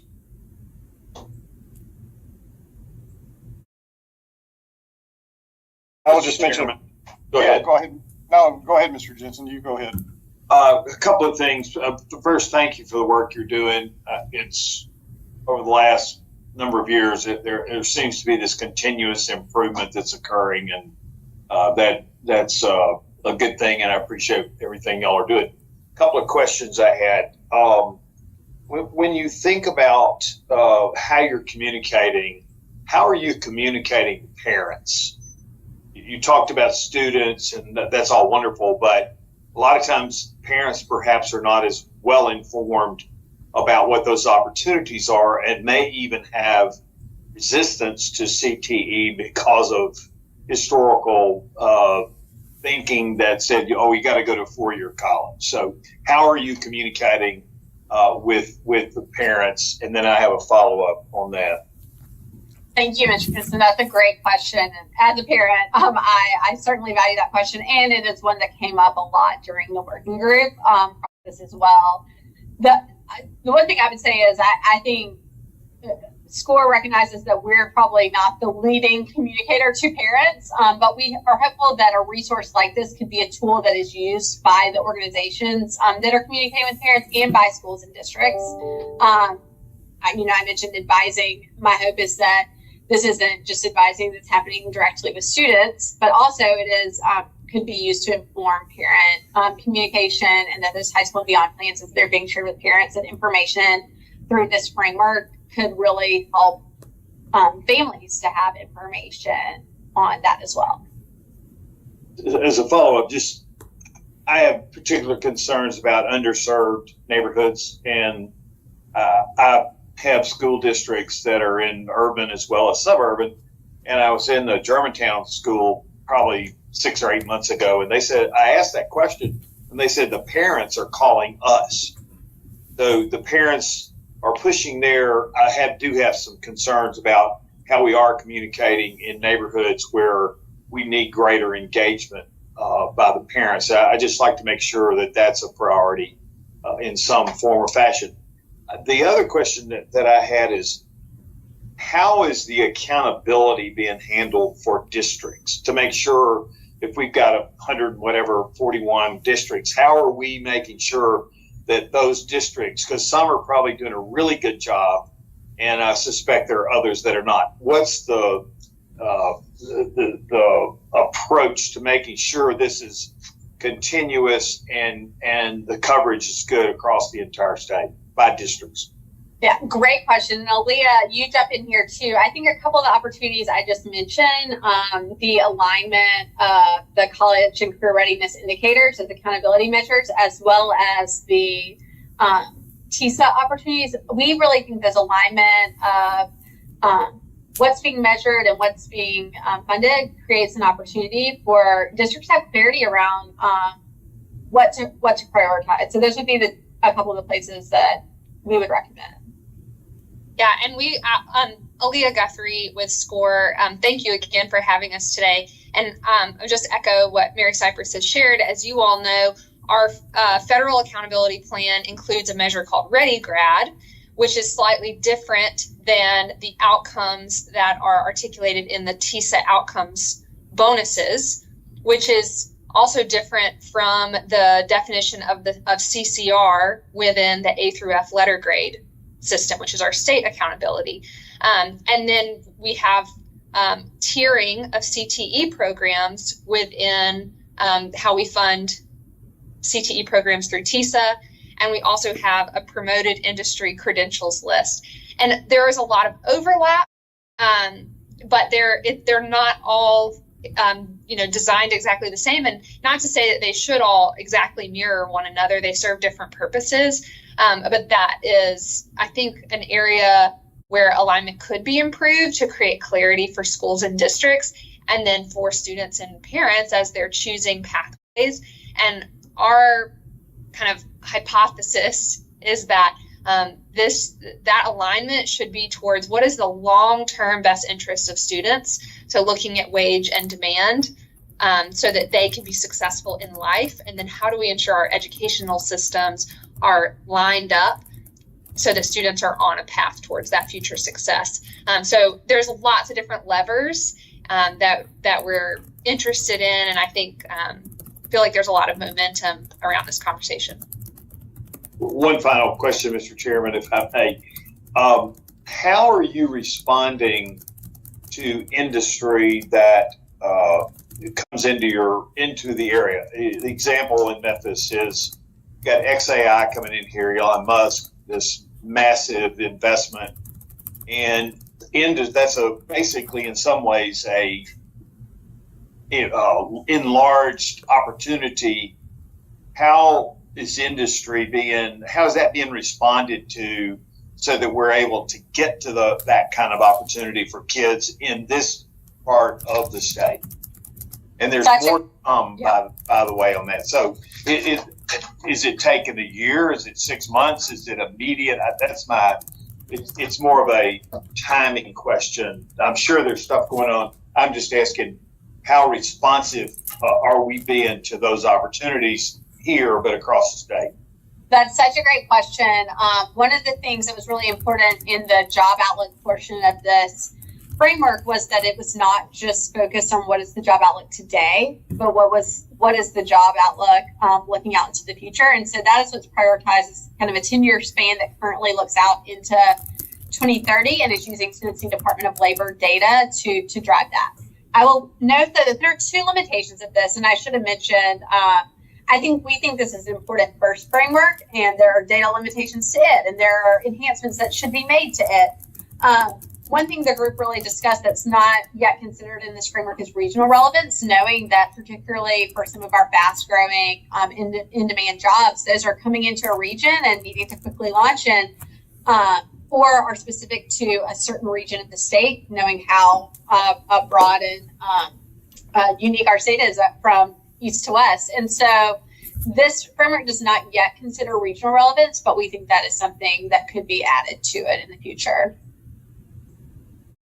Thank you. Appreciate it. Other comments or questions?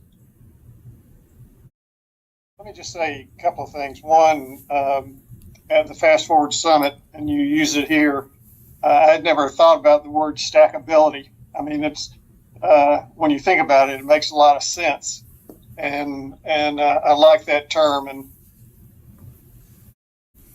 when I think about the State Board of Education and TDOE, in the past, we've always focused on K through 12 or pre-K through 12. Stephen Gentile, they focus on higher ed. The labor focuses on workforce. And seeing that integration now, the focus in the state, P20, from preschool into the workforce is so critical for us to meet those workforce needs.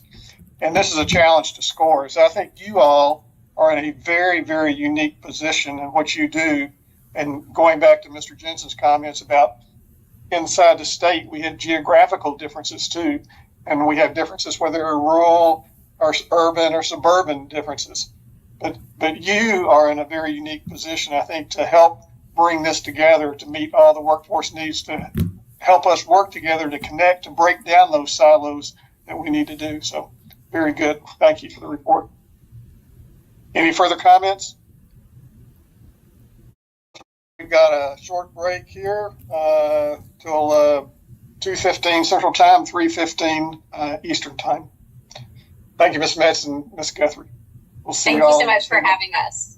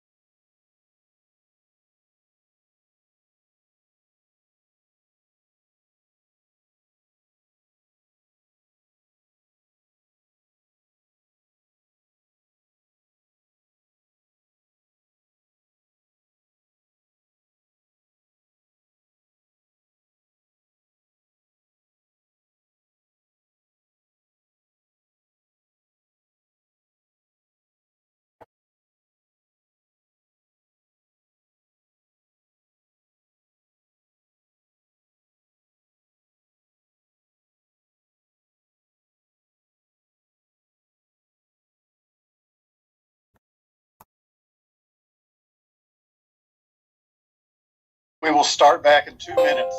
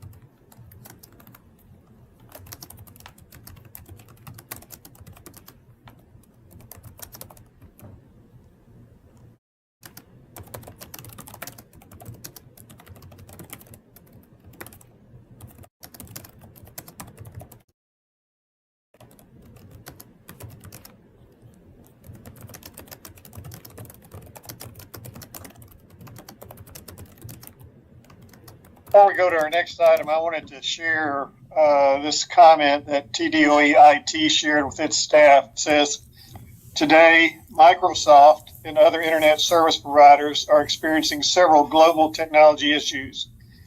Please be patient as these issues are widespread but intermittent. Microsoft and other vendors have confirmed that the issues are being addressed and should slowly improve. So we're not all incompetent here. We've got technology giving us challenges. And so if you had been kicked off or can't get on, it's understandable. I will encourage board members to, if they can, to turn on their cameras, understand if you're not able to do that to maintain service. Next item on our list is Algebra 2 report, Mr. Michael Durline and Dr. Alan Coverstone. Thank you, Chairman and members of the board. Good afternoon. Michael Durline, Deputy Executive Director of Policy and Research with the State Board. Public Chapter 583 of the Public Acts of 2024 directed the State Board in collaboration with the Department of Education and the Higher Education Commission to explore potential alternative courses to Algebra 2. As a reminder, our graduation requirements indicate that students must either take Algebra 2 or Integrated Math 3 to graduate. Board staff contracted with Dr. Alan Coverstone to produce this report. Dr. Coverstone has worked in education for over 30 years and has a rich history of engagement in Tennessee education policy and practice through his work with Belmont University, Metro Nashville Public Schools, and he previously served as a member of the Davidson County School Board. In drafting this report, Dr. Coverstone explored recent shifts to Tennessee's standards for Algebra 2, national research and practices, and he spoke with many members of the State Board, mathematics educators who previously served on our Mathematics Standards Committee, representatives from TDOE and THEC, and the president of the Tennessee Business Roundtable. We know this is a complex topic, and we are thankful for Dr. Coverstone's hard work and the engagement from educators and stakeholders across the state. With that, I will turn it over to Dr. Coverstone, who will present his findings and respond to any questions you all may have. Thanks, Michael, and thank you, Chairman Ely and Dr. Morrison. Good to see you all. I appreciate your inviting me here today and for engaging me to support preparation of this report. As Michael said, my name is Alan Coverstone, and I'm honored to present this report on Algebra 2 alternatives in mathematics pathways in Tennessee.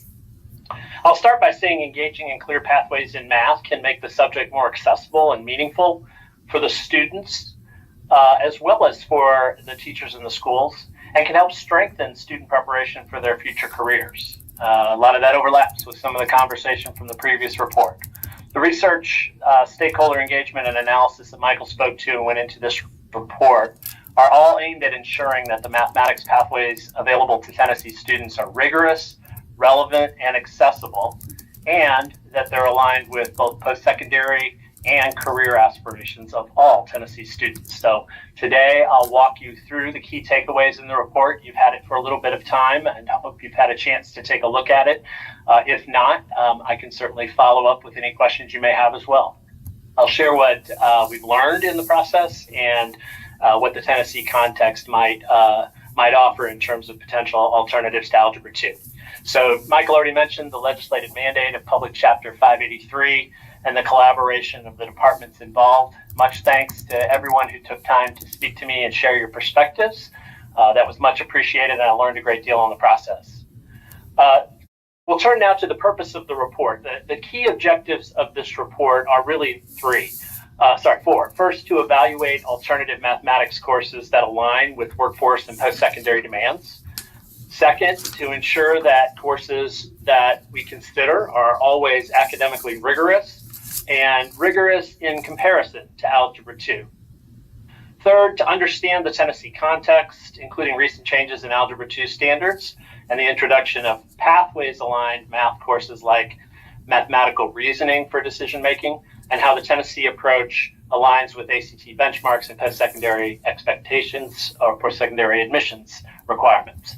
And then lastly, to understand efforts underway in some other states that have implemented multiple mathematics pathways and consider their implications for Tennessee as we move forward in this work as well. The choice to introduce new courses, whether you introduce them as one-to-one substitutes for algebra or as part of a larger pathway in math, is never made in a vacuum. This report helps understand more fully how Tennessee has approached the need to develop strong math students who are well prepared for post-secondary opportunities and careers, and prepared for careers that meet the needs that our state has. By also looking at approaches in some other states, which are aiming to address similar needs, this report, we hope, offers a holistic look at the Algebra 2 question in the context of a student's entire mathematics experience and the opportunity for that that's available to students in Tennessee.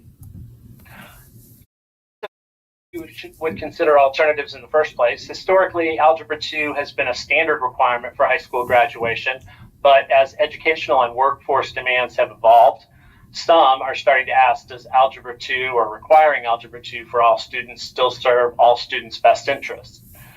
Research into the case for multiple math pathways and even individual course substitutions for a course like Algebra 2 suggests that Algebra 2 is essential for STEM careers. But many non-STEM careers require different mathematical competencies, such as data literacy and quantitative reasoning, although it's important to note that these are built on a foundation of concepts that are also in Algebra 2 courses. Workforce needs are increasingly shifting towards skill in data analysis, financial literacy, and applied problem solving, and that's another reason that people are looking into these questions. A third reason is a single-track approach to mathematics may play a contributing role in individual decisions, perhaps to drop out or to decide not to access post-secondary educational opportunities for students whose career paths may not require or they may not perceive to require advanced algebra. And finally, some other states have successfully implemented mathematics pathways, allowing students to choose mathematics courses aligned with their interests and goals. But as I said above, I'll talk more about how those decisions are not made in a vacuum either. So this report looks at the Algebra 2 substitution question in light of those challenges and questions. Of course, these are not the only questions. The report also considers challenges created by multiple mathematical pathways, such as ensuring that students are well prepared to make their choices for a pathway based on actual career goals and aspirations, as well as extensive preparation to do the work in advanced math classes, and not just in order to make it easier for them to graduate.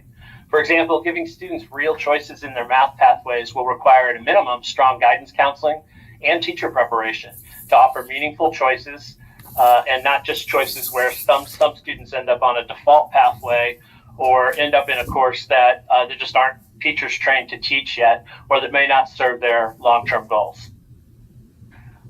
So turning attention to some of the key findings in the report, we really address three key findings that I think organize the bulk of the report, and they are these. First, that Tennessee recently revised its Algebra 2 standards to improve relevance. And they, in that revision, placed a greater emphasis on statistics, data analysis, and applied problem solving. All things that are based in Algebra 2 or foundationally in Algebra 2, but are often developed and applied in the context of different pathways or different career options when you talk about multiple pathways. In addition, because Tennessee requires 4 mathematics credits for graduation, multiple pathways preparations run through a range of fourth math courses, and I recognize you can take them in different order, but I'll call them fourth math courses, meaning that beyond the Algebra 1, Geometry, and Algebra 2 sandwich, there is opportunity for an additional course which can be aligned to different career fields and different post-secondary opportunities, and Tennessee has done some of that work as well. Secondly, instead of simply substituting a single course for Algebra 2, a more effective approach is to develop multiple mathematics pathways that align with student aspirations and workforce needs in the state or region. That can be accomplished in a variety of ways, but it's more likely to achieve the objectives that we have for our math instruction and career preparation than simply one-off substitutes that are not aligned with that. And then finally, a strong mathematics pathway structure requires continued collaboration between K-12 education, higher education, and workforce stakeholders to maintain alignment across all levels of education. And for every student, that P20 span and on into the workforce is important there. Spending just a little bit of time on Tennessee's recent Algebra 2 standards revisions, because I think they're critical to understanding the context of this discussion in Tennessee. Tennessee revised those standards and they were implemented in the 2023-24 school year, so the school year just prior to this one.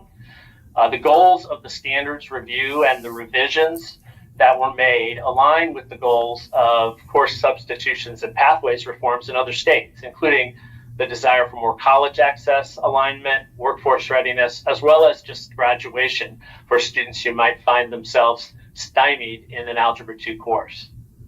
The standards revision included several key shifts in the content of the Algebra 2 course in Tennessee. They included things like increased emphasis on statistics, probability, and real-world applications, which is extending those foundations and the skills that go into that in Algebra 2 into more analytical and decision-making and problem-solving environments. Also, the new standards integrated algebraic and geometric concepts more fully to enhance conceptual understanding and reduce some of the abstraction that occasionally gets in the way of some students being able to master that effectively. Additionally, the standards revisions removed some of the less universally applicable or what we might consider more abstract topics in Algebra 2, which are now covered in pre-calculus standards in Tennessee, and therefore align with that STEM career pathway. And then lastly, the standard shift also was intended to create more time and space in the school year to allow instructional improvements and changes that would include bringing in more practical and hands-on instructional strategies. We take the data from just a single year with all of the grains of salt required for that. The initial data seems to suggest that there's been some changes in the first year of implementation of the Algebra 2 standards. Moving from 2023 to 2024 and looking at Algebra 2 end of course examination performance here shows a significant reduction in students who were scoring below expectations and a similar increase in students whose scores were approaching expectations, and that seems to be where most of the shift is. While the data also show an uptick in students meeting expectations, that increase is smaller, and those exceeding expectations remained fairly constant. I don't want to over-extrapolate this, but this is the kind of data that you can look at to determine whether the standards are having their intended effect and to evaluate whether changes and additions should be made. We're talking about these changes in Tennessee standards. It's important not simply to focus in on Algebra 2, because in addition to the changes that were made there has also recently been added a mathematical reasoning pathway course known as Mathematical Reasoning for Decision Making. This is a course that students can take that is built on the foundations of Algebra 2 that could be taken as a fourth math credit. And it really does aim to accomplish a lot of the practical applications and use of statistical modeling and data analysis in real world context. And so, for example, some of the things that are included in this course are financial mathematics, personal business and financial decision making, algebra and linear programming, which is necessary for enabling optimization techniques that can be used in advanced problem solving, data analysis, statistics and probability, which go into interpreting and making decisions based on data, as well as geometry and measurement, which is made applicable to real world scenarios, and mathematical modeling. So this is a lot about data analysis, data literacy, and mathematical modeling in order to enhance the skills that are needed in career fields, not just STEM career fields, but really these days all career fields are moving in those directions, or at least most of them. In terms of intended outcomes, if you take all of this together, Tennessee's recent revisions in Algebra 2 and the addition of mathematical reasoning for decision making are designed to make meaningful impacts on the same intended outcomes that we talked about earlier: workforce preparation, post-secondary readiness, and making math more relevant, accessible, and engaging for students. The mathematical reasoning for decision making course, as a fourth math course, creates a pathway in itself that aligns well with workforce needs, especially in the non-STEM fields. It provides students with critical quantitative reasoning skills that are applicable in fields like healthcare, business, and public administration. And together, the revised Algebra 2 standards and the mathematical reasoning for decision-making course effectively introduce a more tailored math pathway that supports a wide range of career trajectories in Tennessee. And we need to see how that's going to play out. Turning our attention just briefly to some of the lessons from the national landscape. Of course, Tennessee is not alone in reconsidering its approach to high school mathematics in the way that the standards revision did recently. Several other states have done things like implemented flexible math pathways, including statistics, data science, or quantitative reasoning. Other states have reduced reliance on a single Algebra 2 requirement while maintaining rigor, which means they're shifting the foundations for quantitative decision making and problem solving that are grounded in algebra into pathways courses so that those standards are not left out or something that a student simply bypasses. And additionally, they've strengthened alignment between high school coursework and post-secondary expectations. And there's some interesting ways of linking those together effectively that are, that have some examples out there in the country. But I will say that Tennessee is also a place where that kind of linkage is something that has been prioritized. And I'll mention something about that in just a minute.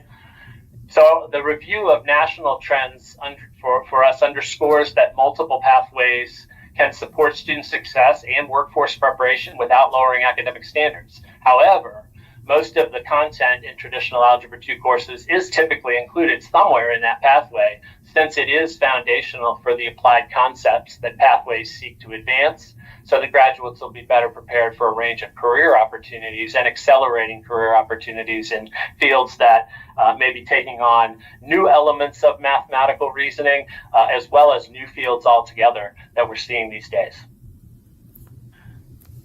This report also provides a snapshot of the varied approaches to credit requirements and whether or not Algebra 2 is explicitly required at the state level. The takeaway here from these pie charts, and I know it's hard to read pie charts, especially after lunch when you might want dessert. The takeaway here is that the approaches aren't as widely differentiated as they appear. So, for example, I'll just walk you through a few pieces of this. On the chart, starting on the chart on the left, 16 states and the District of Columbia require 4 math credits. Only 28 only require 3. Requiring 3 versus 4 doesn't guarantee that students will opt out of math after Algebra 2. And in fact, a lot of students who are progressing, whether toward a STEM career or toward advanced post-secondary education, may continue to select that pathway without any regard or understanding or even knowledge of the degree to which the state recommends or requires 3 versus 4. However, sincere efforts to help the students choose their best pathway may require more investment in guidance, counseling, and teacher preparation, depending upon the specific context in each of those states. And so they may be accomplishing similar kinds of things in terms of content, but doing it using different levers. Also, forces outside of the state level education agencies in other states also play a role in shaping the reality that students follow. So, for example, in California, the state doesn't make any specific credit or course requirements for math at all.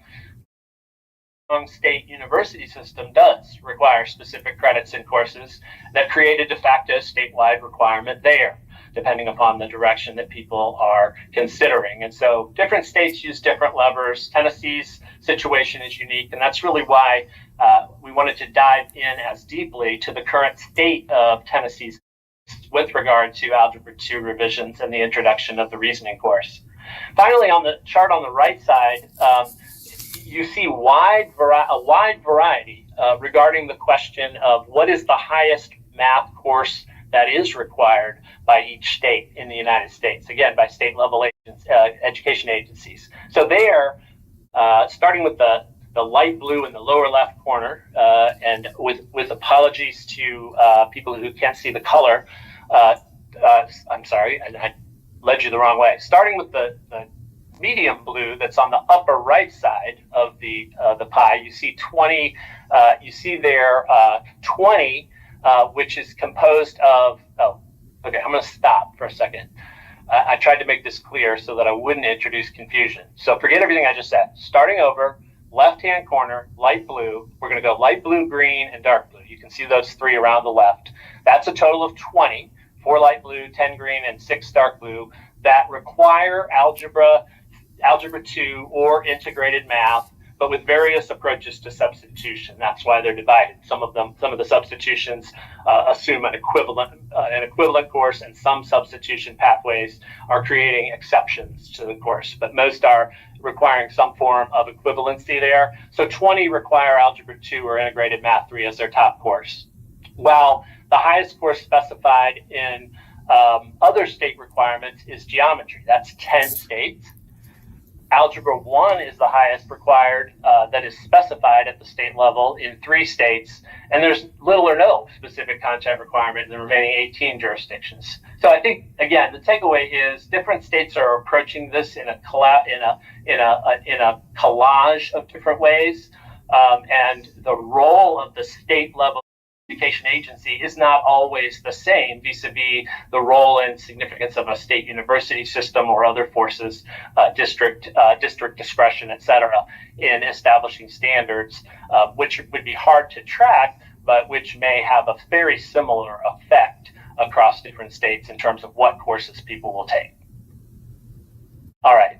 Turning our attention to supporting math pathways in Tennessee more specifically, it's worth noting, and the report includes the reality that in Tennessee, promoting strong success is multifaceted. It's a multifaceted effort that involves lots of people. Strong foundations in math are critical to workforce preparation and post-secondary readiness, and Tennessee tackles that goal in a variety of ways, including expanding access to math pathway initiatives. Things such as Path to College, Advise Tennessee, and the Seamless Alignment to an Integrated Learning Support or SAILS program are all efforts that are attempting to improve preparation and access to math pathways and advance math pathways into post-secondary education and career readiness. Also in Tennessee, strengthening professional development for teachers and counselors is underway to support students in navigating pathways through initiatives like the Math Implementation Supports Grant Program and the Math Implementation Networks concept. And then finally, leading efforts to promote teacher preparation and training exist in Tennessee, especially in strong mathematics education. And Tennessee's been a leader in some of these areas. These efforts are important and helpful in advancing the goals that we have for math education in Tennessee. So turning our attention then to courses that may be considered as alternatives, with all the caveats above in terms of considering these courses for the way that they shape a student's total progression of math, making a little bit more sense and connecting a little bit better to the goals that we have. And pursuant to Chapter 583, we've identified some courses that may be considered for substitution for the Algebra 2 requirement. Each of these identified courses is presented conceptually, and they would need to be developed through rigorous standards development and revision processes that the State Board employs. Also, the report identifies the value of monitoring and following the data when making course requirements and substitution decisions, and the importance of considering new courses in the context of aligned pathways that serve students better, very often than standalone substitutions. So in addition to mathematical reasoning for decision making, we've identified some other potential alternative courses that we see in other areas. These include courses such as statistics and data analysis. These skills are essential for students pursuing business and healthcare, variety of career fields. Data science, which covers data visualization, ethical use of data, and fundamentals of machine learning, elements that are certainly becoming more important every day. Integrated statistics and quantitative reasoning, which would combine statistical reasoning, algebraic modeling, and data analysis, and integrated math models. These courses offer more applied approaches to math by integrating Algebra 1, Geometry, and Algebra 2 content across 3 integrated credits. Tennessee already offers this pathway, but very few of Tennessee's school districts are currently offering it. These courses align with modern workforce demands and support students in developing critical thinking and analytical skills relevant to their career goals. Some other courses that we considered are courses like Transition to College Mathematics. This course, if it were introduced as a 4th course, would help students meet the requirement to enter credit-bearing college math courses without first enrolling in preparatory or bridge courses when they enter the state's many post-secondary institutions. Another example would be career-oriented math pathways, and here we're aligning pretty tightly with career and technical education pathways and processes. In some states, pathways like these support strong CTE pathways and ensure that students do not miss crucial mathematical concepts that they'll need to succeed in their chosen career. They can therefore form a strong partnership with a strong CTE course of study. And then Modern Algebra 2. Courses under this mantle embrace the goals of Tennessee's revised Algebra 2 standards, and in many ways it has elements of modern algebra in it, and go deeper into things like quantitative reasoning, modeling, real-world application, problem solving, all of which is aligned with the rigor that's necessary for the future career fields that they'll enter as well. So that's a collection of the types of courses that may be considered that are also in implementation in different ways in different places, but they would have to be developed and made for Tennessee specifically to align with the overall standards that you already have in place. Some additional considerations. Our investigation led us to include these as things that should be kept front and center in these conversations and when making any changes in course standards or requirements. And those include, first, align the courses and requirements with post-secondary admission and placement requirements so you do not foreclose options for any students that may have chosen something or not known where they wanted to go when they had to make a critical decision. Secondly, provide guidance and support for counselors and teachers, mentioned before, but this is critical to helping students make the right choices without missing any preparatory steps and to ensuring that new courses are taught by teachers who know the content of those courses and can teach them well. And then in Tennessee, you have the opportunity to coordinate guidance with high school and beyond plans, mentioned in the previous report as well, and outlined in State Board Policies 2.102 and 2.103. And finally, monitor and evaluate outcomes and follow the data in making changes because it is able to give us a pretty good window into the overall effects that changes and standards can have. Finally, we conclude with a few recommendations. Our findings suggest that Tennessee is approaching its math thoughtfully, and the recent changes to the Algebra 2 course and the introduction of mathematical decision making are aligned with the goals of multiple pathways that are tailored to the unique needs and goals of students. Keeping an eye on continuous improvement, we concluded with these recommendations. First, monitor and evaluate Algebra 2 standards revision and the mathematical reasoning for decision-making course. A couple of recommendations for multi-year student outcome data and assessing alignment with ACT benchmarks and college placement, tracking where students go, who's different, who matriculate through different mathematics pathways. The second major recommendation is to continue to expand high-quality math pathways. The career field is always changing. Be on the lookout for those needs that are there. Math courses and pathways aren't the only way to respond to those, but they may play an important role in responding to those. So look for appropriate ways to strengthen the fourth credit math options that are already available in Tennessee, including a statistics course that's already there alongside mathematical reasoning. And career-aligned when developing career-aligned courses, do it in partnership with industry and the people who are on the ground. And then lastly, consider substitution only if outcomes support them. Elevate post-secondary alignment, make sure that is maintained, ensure rigor is comparable to Algebra 2, and maintain and advance pioneering work in strong teacher preparation and student reports. So that concludes my overview, and I am happy to entertain your questions. And let me just thank you again for this opportunity. Thank you, Dr. Coverstone. Very, very good. Questions or comments?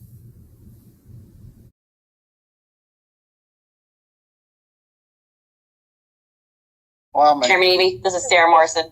I'll just buy people some time because I'm sure they're thinking of some questions. I just want to thank Dr. Coverstone, particularly for your work on this and just the extent to which you were able to talk to stakeholders across our state and nationally. I think it really has come together in a nuanced way that will be very instructive for us as we try to consider what additional changes and sort of evolutions are needed in our math pathways. So I want to thank you, and I'm sorry the weather and our sort of decision to pivot meant that we weren't in person together, but really appreciate the great work that you did in collaboration with a lot of stakeholders on this. Well, thank you. Had a lot of help from your offices, and a particular shout out to Brianna, I think was in the document as much as I was. So thank you so much. No surprise there. Well, great. I'm sure people have questions. Has her hand raised. You're muted. I'll defer to the board members first, Chairman. Okay. Ms. Johnson. I just wanted to, again, thank Alan for all of his hard work. I thought his presentation was very clear, very well organized, and it made it very easy to follow. So kudos to you, Alan. Thank you. And thanks for your time as well. Hey, Ms. Harpool. Yes, Very interesting Alan. because let me just say this. One of the comments I was going to say is we want to be sure and get input from higher ed on this. And yes, Ms. Harpool. So Victoria Harpool, I'm representing Dr. Stephen Gentile from the Tennessee Higher Education Commission. Alan, thanks for including us. And higher education is really interested in making sure that our students come to post-secondary ready for that advanced rigorous coursework. So I think it's a great conversation for us to be having about all of the post-secondary options and all of the K-12 pathways that can lead to student preparation. One thing that I'll note is that our Hope Scholarship is dependent upon, in one of the ways of acquiring a Hope Scholarship is through the ACT and the ACT score. So whether we place a lot of value in that as a test in and of itself, nonetheless, it does factor into a student's ability to acquire state funds. And so as we think about course alternatives, and content that is covered, I wouldn't want us to lose sight of a student perhaps cutting themselves off from state aid because certain standards weren't covered. That if the course you're in doesn't cover some of the Algebra 2 that's covered on the ACT, chances are you're going to have a lower score through no fault of your own or reflection of your own capabilities. It's just the way the scoring of the assessment works. So just to keep in mind rigorous pathways, and I think that's, Alan, this is what we're talking, exactly what we're talking about, rigorous pathways for students, acknowledging multiple pathways. But as the administrator of the Hope Scholarship at TSAC, wanted to make sure that we put that out there, is that there is a link with ACT there in student funding. So as we think about the options for students, to keep that in mind. Yeah, thank you for that. That's an excellent point. I think that's an outstanding point. Let me ask this question. If so many states are looking at this different ways to meet the math requirements, is anybody working with ACT to assure that what they're asking on the test are what the workforce needs? Again, this goes back to the breaking the silos between K through 12, higher ed, and ACT should be right in the middle. So is that conversation going on?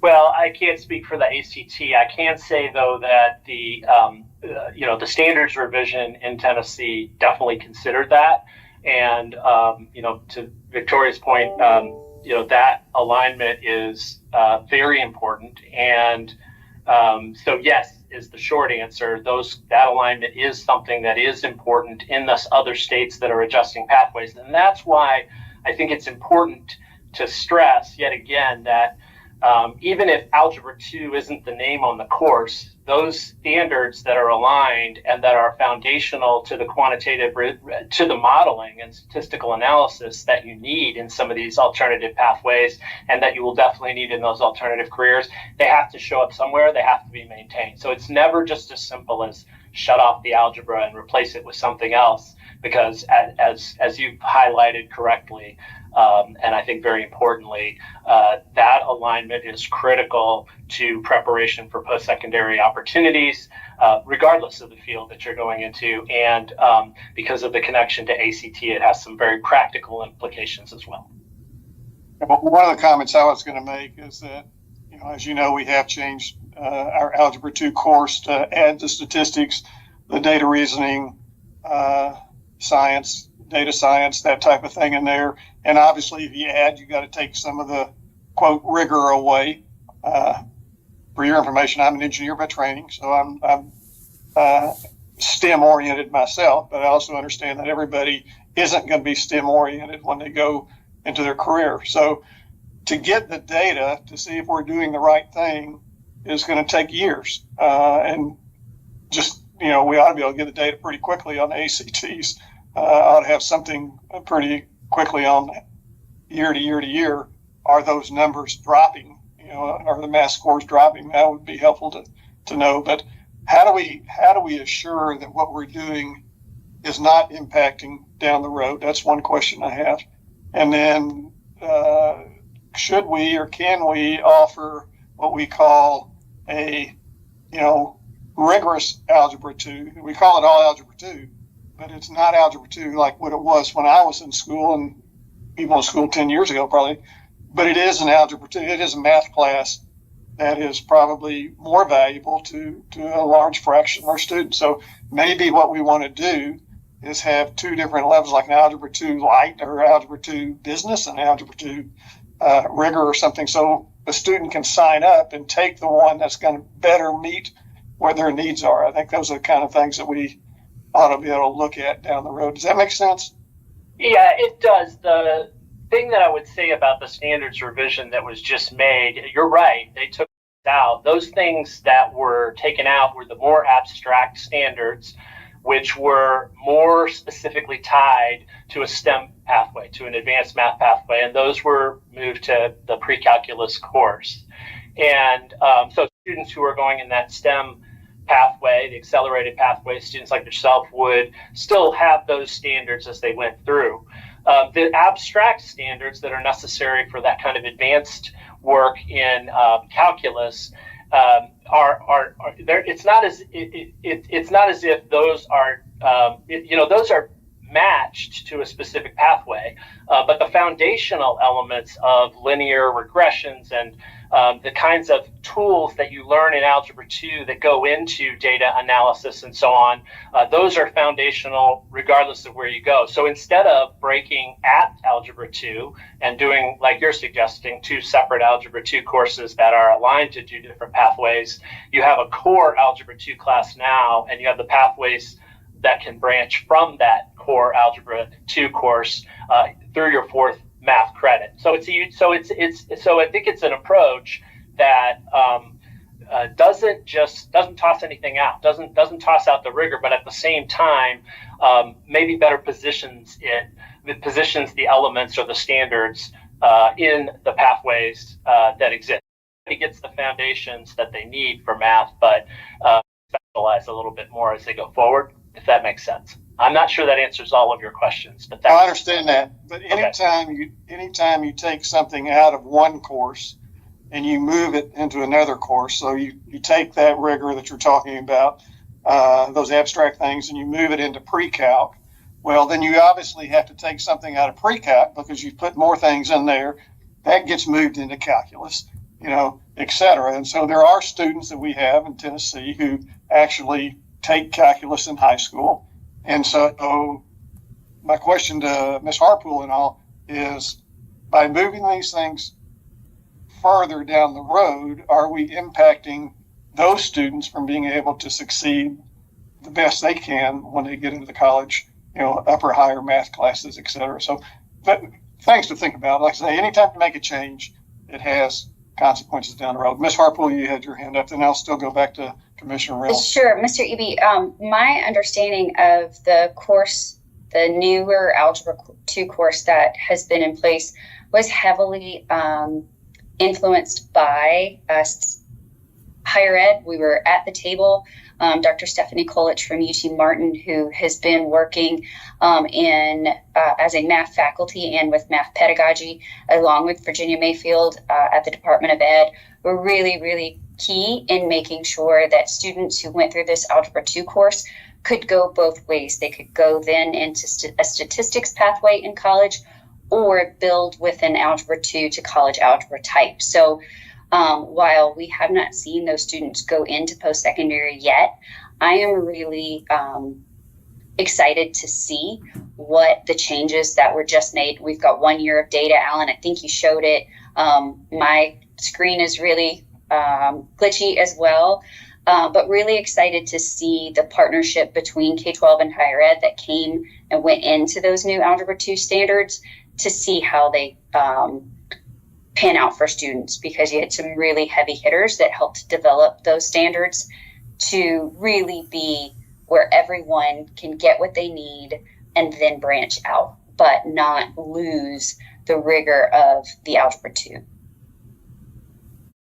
Mr. Reynolds.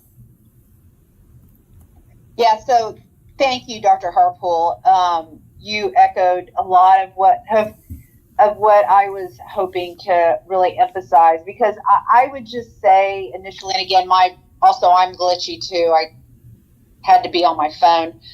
I think we also need to be very cautious, and when we say that there are actual substitutions for Algebra 2, we've created an Algebra 2 course that more kids were successful this last EOC administration. We're going to get the data, but Algebra 2 is Algebra 2.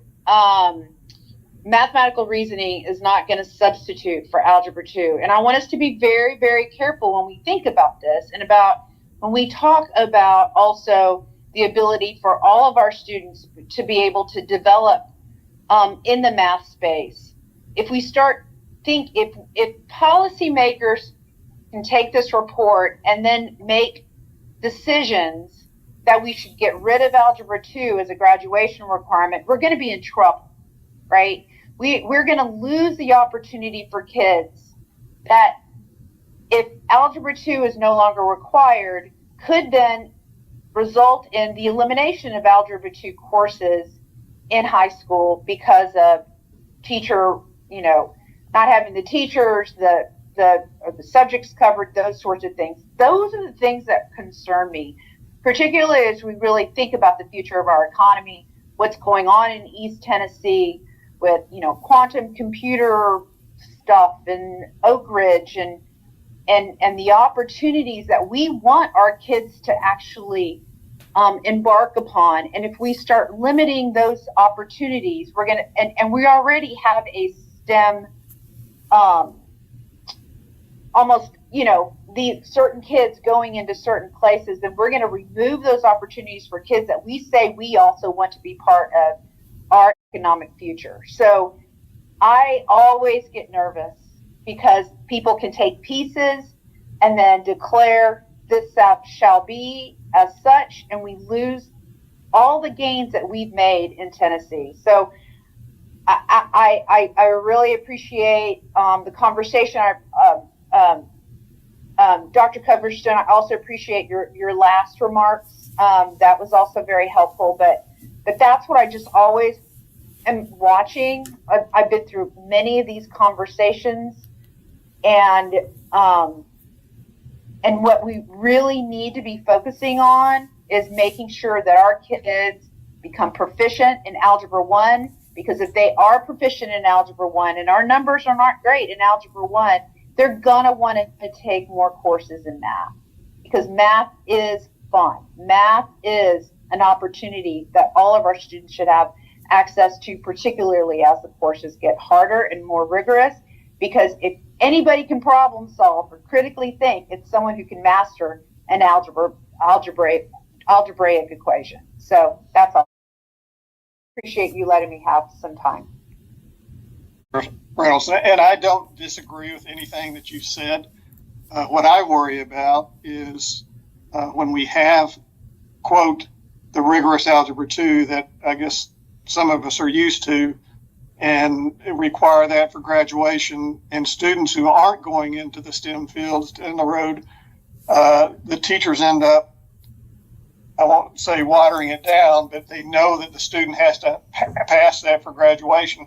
I think there might be some watering down, and so then that can hurt the students who are going to go into the STEM fields.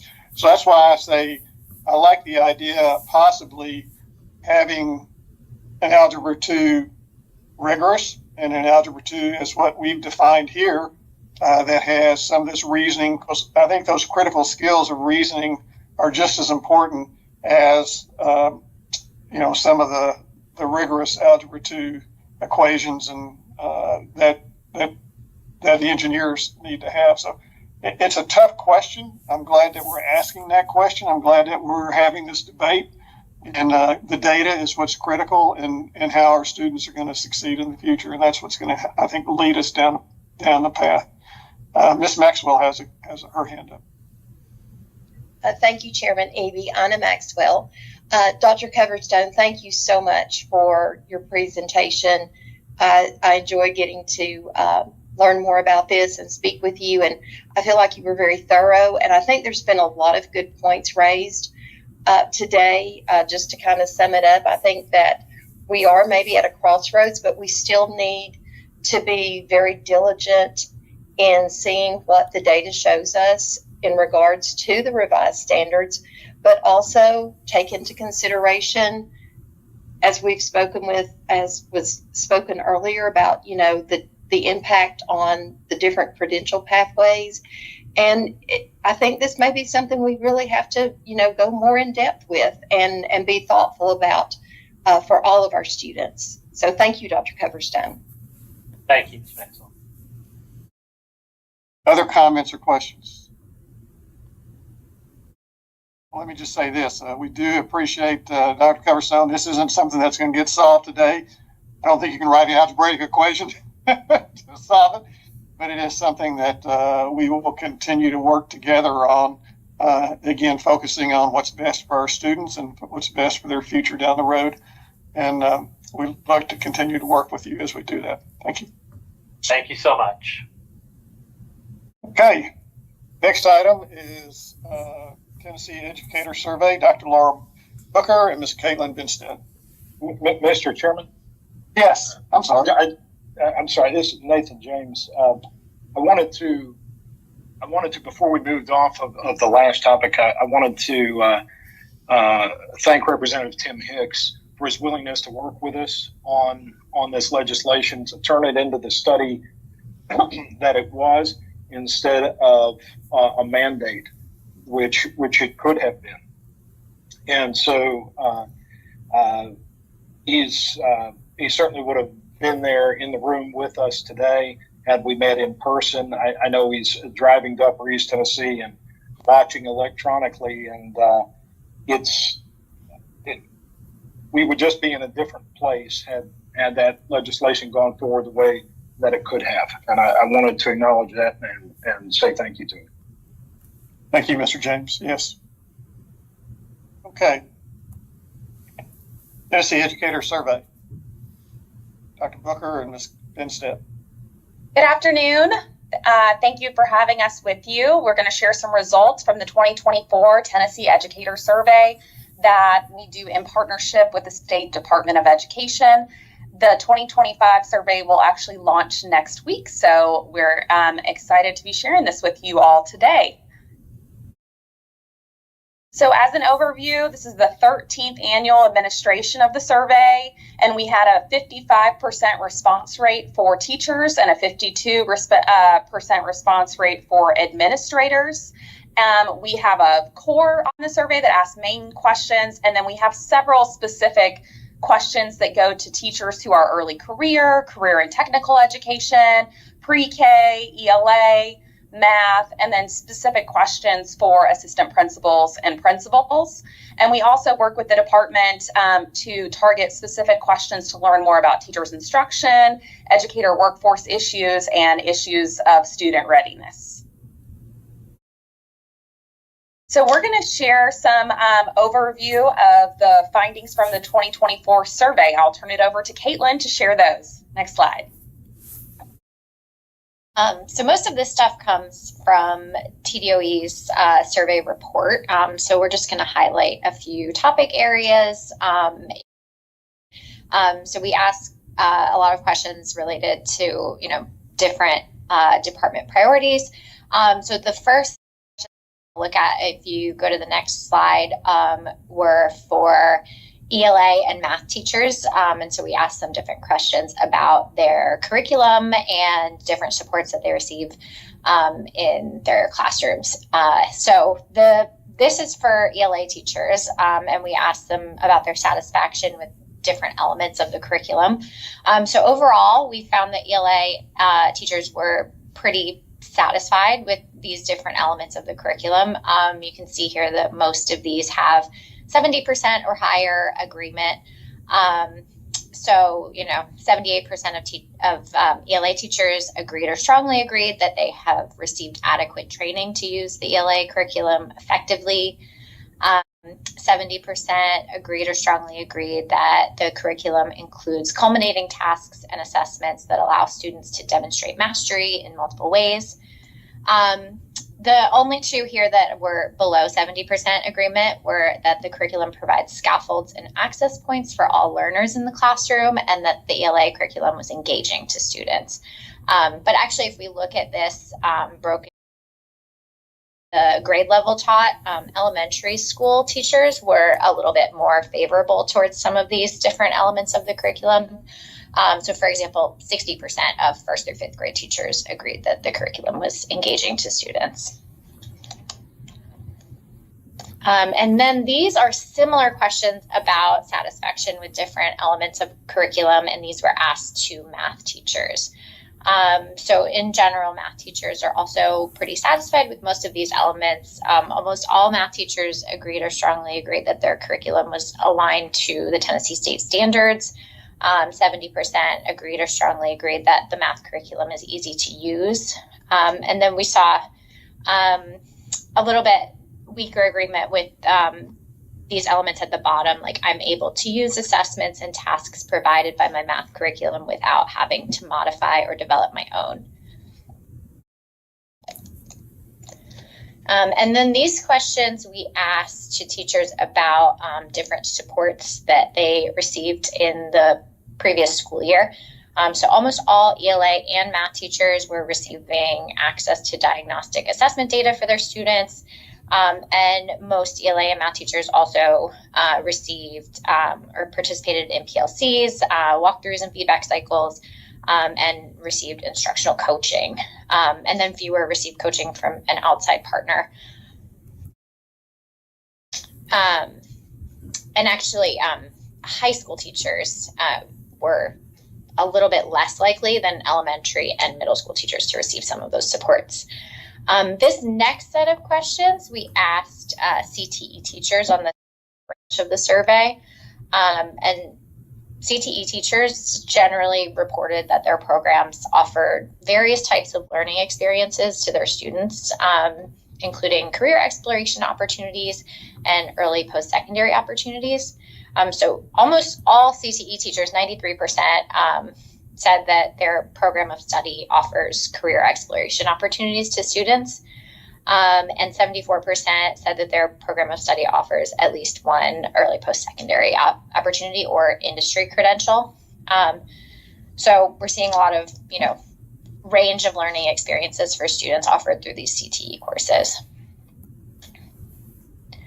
And then this was the first year that we asked this question, I believe, to CTE teachers, but we just asked them to, identify any challenges that they face to their programs. And so CTE teachers were most likely to identify space and equipment or technology and textbooks, and then funding as the top challenges to their programs. So these are the percentages of CTE teachers that said that each of these elements were either very challenging or extremely challenging.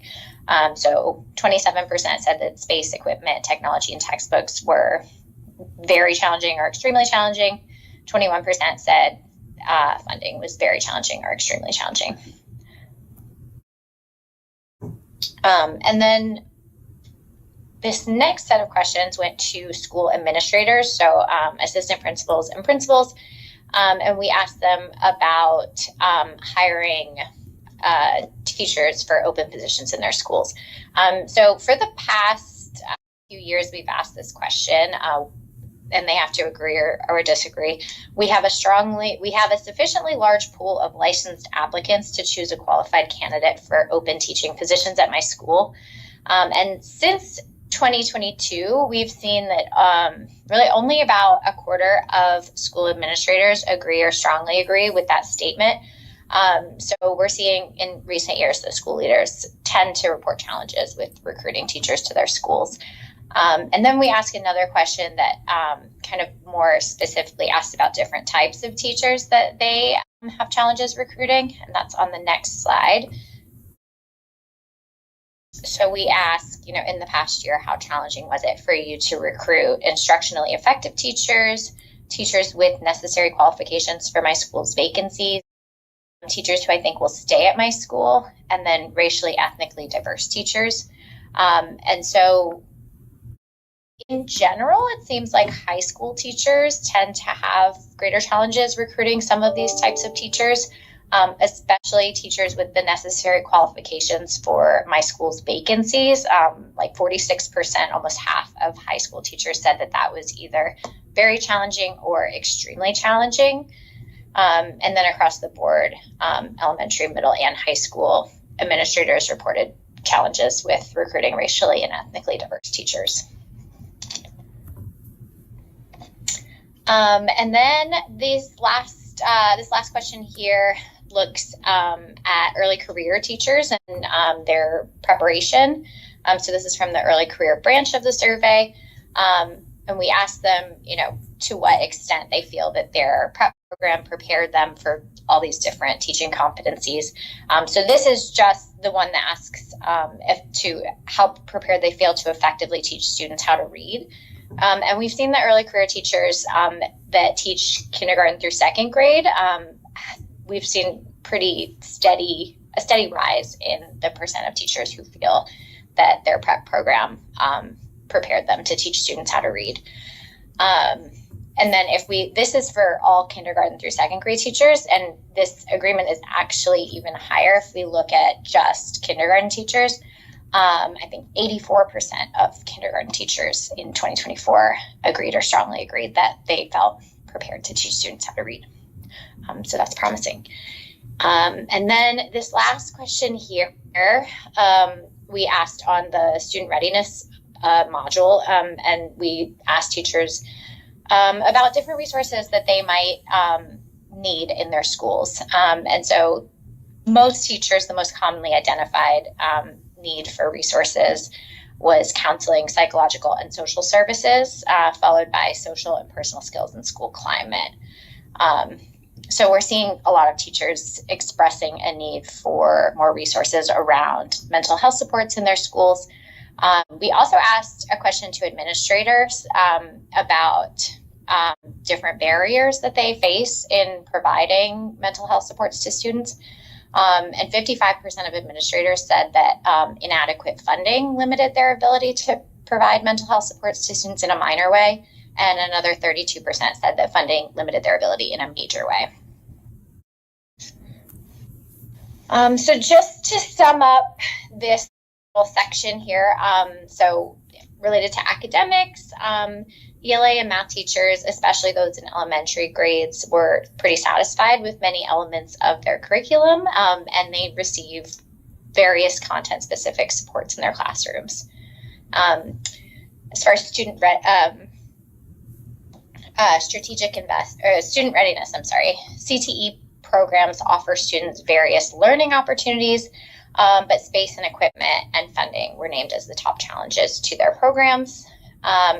In terms of teacher prep and pipelines into the profession, a lot of school leaders, especially in high schools, have reported challenges with recruiting teachers to their schools.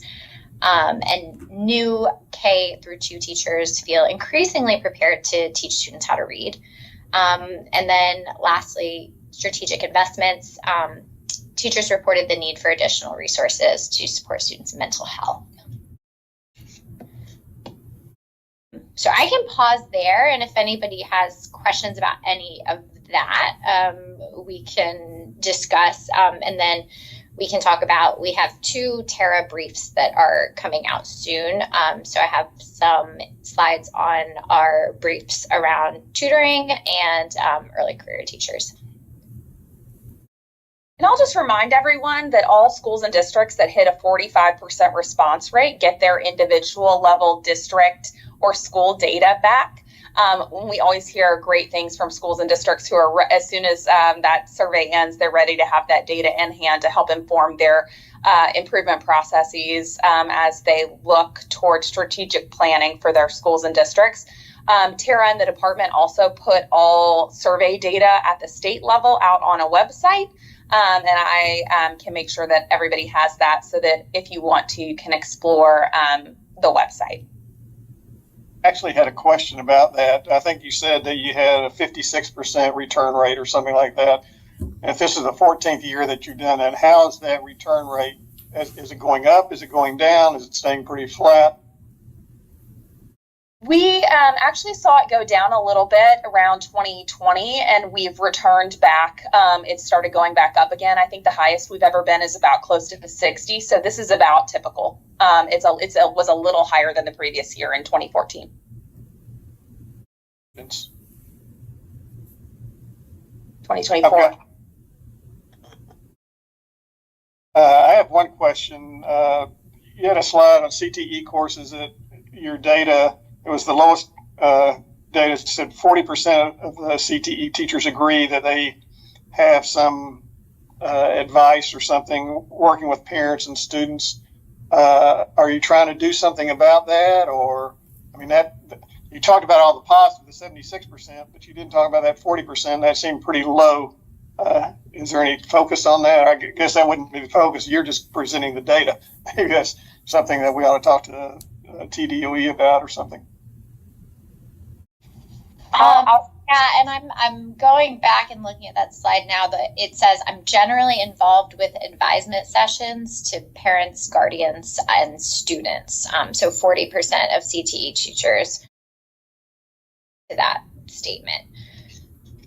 That tells me 60% says, did not say yes. And I would think that particularly with CTE, that might be a very important aspect that we in the state might want to work toward to try and increase that or see why it's only 40%, and what might we do to increase that number? I don't know, Commissioner Reynolds or somebody from TDOE, do y'all have any thoughts on that?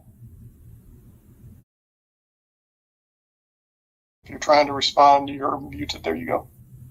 Yeah, no. I'm sorry. I had to take another quick call. Can you tell me what we're referring to again? Can whoever's controlling the slide go back to that slide so that it's up on the screen, the CTE slide? Thank you. Hey, you want to stop? There we are. I think one more back. Oh, that's not it. Keep on going. Yeah. That's not it. That's it. So if you look at the very bottom bullet, I'm generally involved with advisement sessions to parents, guardians, and students. This is coming from the CTE teachers, and only 40% of the teachers said that they were. And that seems to me like a low number. Maybe not, but it seems low. Is that something that we ought to be focusing on, since CTE is so important as we continue to look toward workplace, and there's such an emphasis on CTE? Yes, sir. Yes, sir. Actually, yeah, I do think it is something we're going to work on. One of the things that we are working on currently is really thinking through this advising piece and how we engage with our teachers of record on CTE. They're critically important because they do have the knowledge to help kids select the right courses so that they can achieve the right pathways moving into whatever post-secondary path they want to choose. So we are definitely on continuing to look at those things, and we'll definitely put a focus on it. So that'll be part and parcel of the work that we're doing in our pillar work. Thank you. Any other questions during this first section?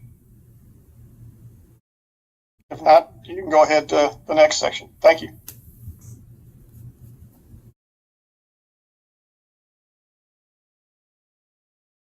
I will note that we've worked with Deborah Knoll and others at TDOE to add some additional questions about CTE for the upcoming year survey that we're really looking forward to getting into. And we've also got some questions specifically for non-CTE high school teachers as well. So with the department's increasing focus on high school and post-secondary, we've worked with them to add some additional places to get insight on that. Before you go to the next section, I just want to I got a text. This goes back to the last presentation, but it kind of ties into this in some ways with regard to math review. This is from somebody who was heavily engaged in the math review. Said that the math removed from Algebra 2 was duplicative with what was already in pre-calc. So my question about putting things off and losing that has gone away. So glad to get that answer. Sorry, just want to get that in. Thank you. So these next set of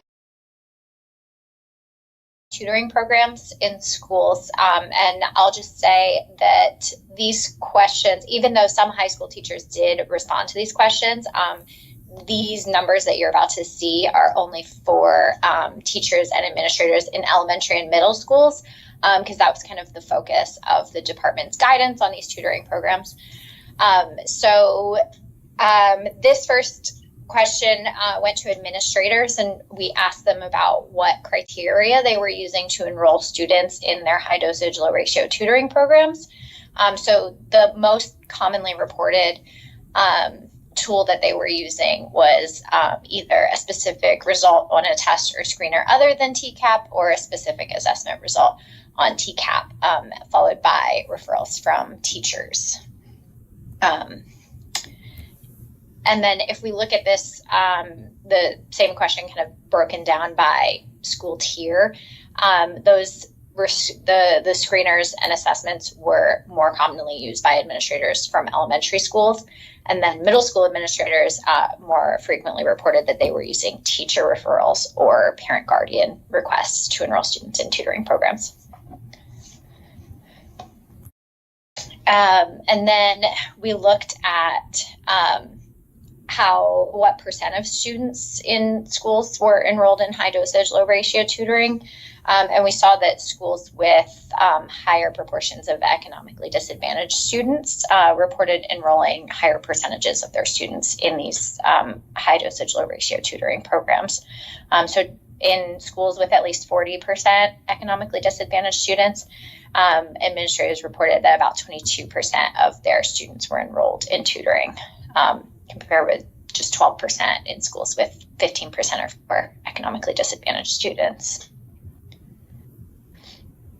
And then if we looked at this question by locale type, we saw that city schools were also reporting enrolling the highest proportion of their students in tutoring, and also the highest proportion of teachers said that they served as teachers, as tutors in these programs. So in city schools, like 20% of students and 19% of teachers said that they participated in tutoring programs.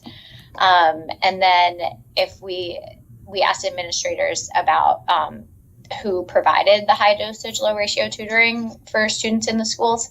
And so across the board, most administrators reported using current teachers. So like 84% of administrators said that they used teachers as tutors.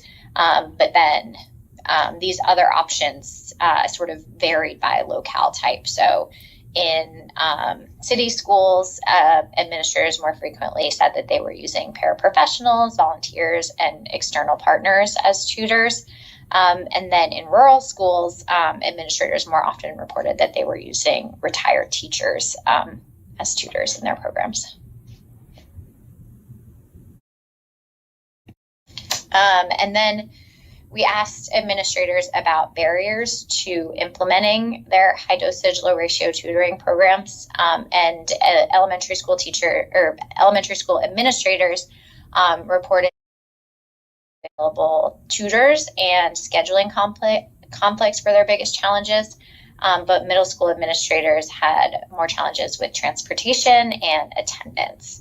And this kind of coincides with when in the day they were offering these programs. So elementary school administrators said that were more likely to say that they were offering tutoring programs during the school day, while middle school administrators were more likely to offer tutoring after school.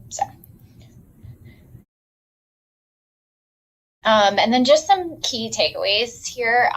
So we saw pretty wide participation in these high dosage, low ratio tutoring programs, especially in city schools, schools with more economically disadvantaged students, and in elementary schools. But we saw some differences in implementation, so like when tutoring is offered, who does the tutoring, how they identified students across these different school contexts. And these challenges that administrators reported related to tutoring tended to vary around these different school contexts and elements of implementation. So as we think about how to improve these programs, it's important to consider this context. So I will pause again. We move on to early career teacher perceptions from the survey. And if anybody has questions about any of the tutoring stuff I just shared, we can discuss that. Any questions? Chairman Evie, I have a question, but it's probably for DOE.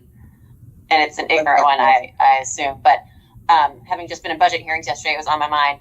In terms of what the state is currently now with ESSER dollars rolling off funding for high dosage tutoring and maybe also for summer school, if that's able to be answered, what grade levels are we funding? Is it up to the districts to use it across the grades?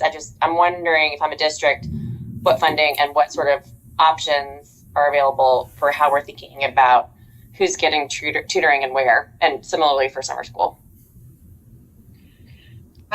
First I want to see, is Christy Brown on the call? Okay. Well, if not, I mean, I know she could probably provide a little bit more information. I mean, right now, let's not forget that TISA does fund every K through 3 student plus fourth grade students that, I mean, they get an extra $500 for each of those students, including the kids in fourth grade that do not reach proficiency. So there's funding there. we've been working on RTI guidance. You know, it is part and parcel of the work of school. I am on the phone. Every single day. Oh, great. Christy, did you hear the question?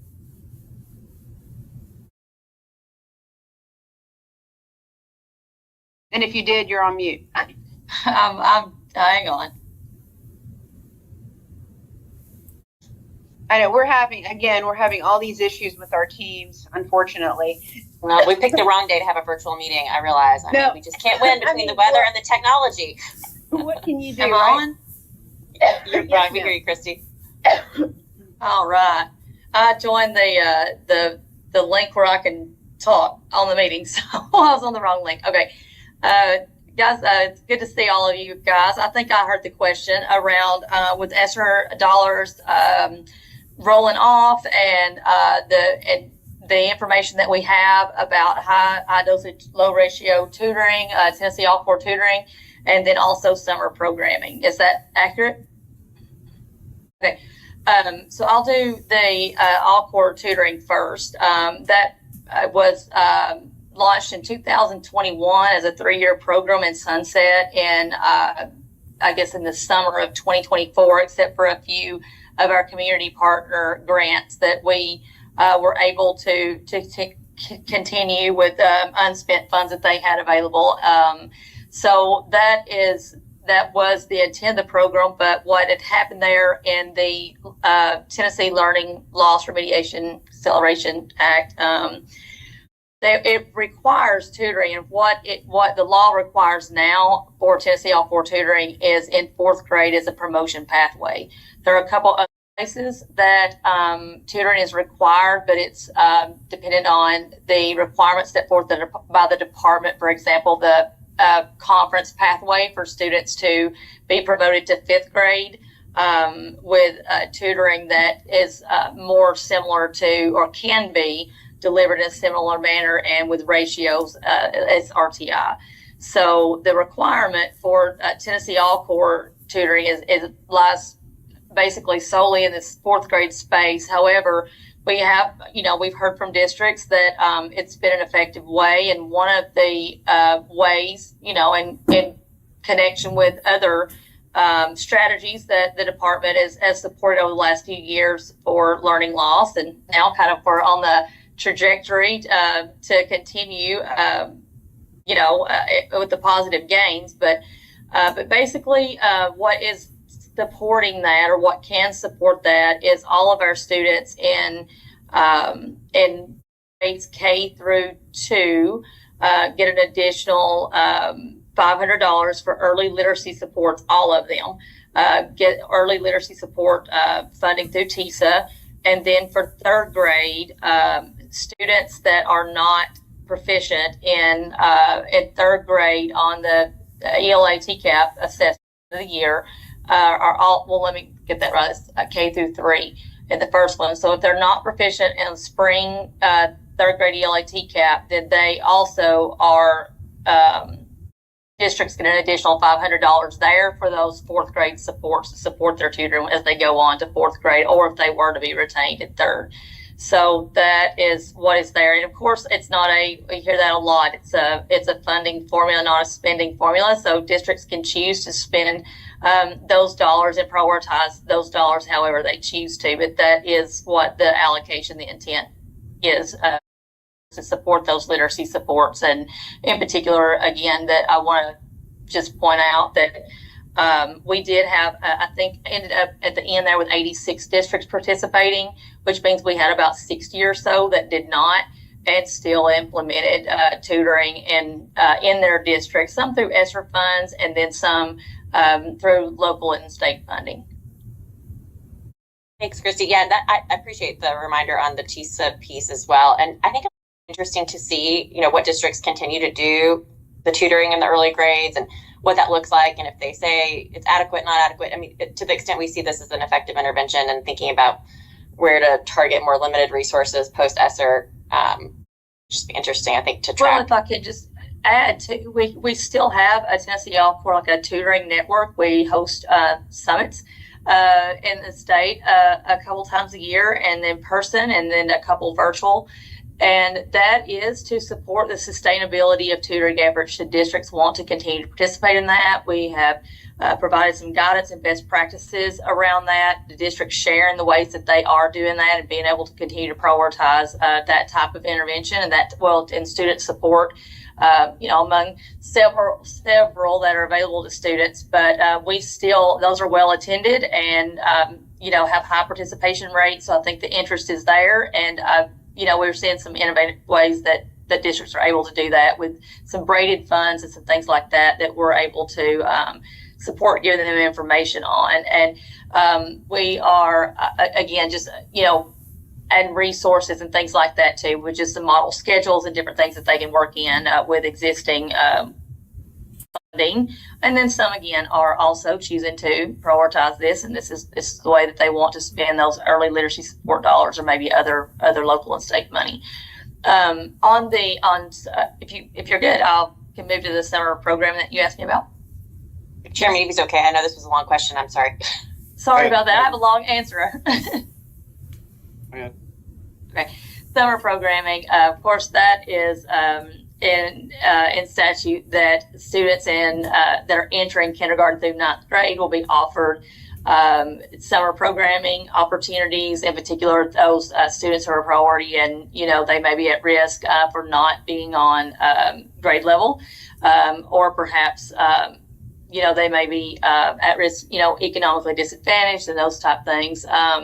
So that is offered for students in entering through kindergarten and ninth grade. That is still ongoing. That's still the requirements are there for ELA and math instruction, explicitly, and then also intervention and physical activity. And then those really engaging learning and fun opportunities through their stream programs and bringing in community partners and CTE programming, all those things that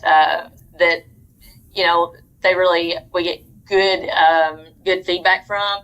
And then one thing I'll add, and I won't go on too much about it, but I thought this was a good thing that got pointed out a couple different times, is that some districts have been strategic in placing students with teachers that they'll have the following school year. So they really get to build that relationship with those upcoming teachers in a small setting, sometimes with smaller class sizes, and really being able to support those students and build their knowledge and relationships before even coming into the next school year. So I thought that was worth mentioning, that a strategic way to place those students in summer programs. So that we are also outcomes on that. Just to be quick, what we did see, we did take the legislation was amended to remove the requirement for the pretest, and so we compared spring screeners where we had that information to fall, and what we did find was overall we did see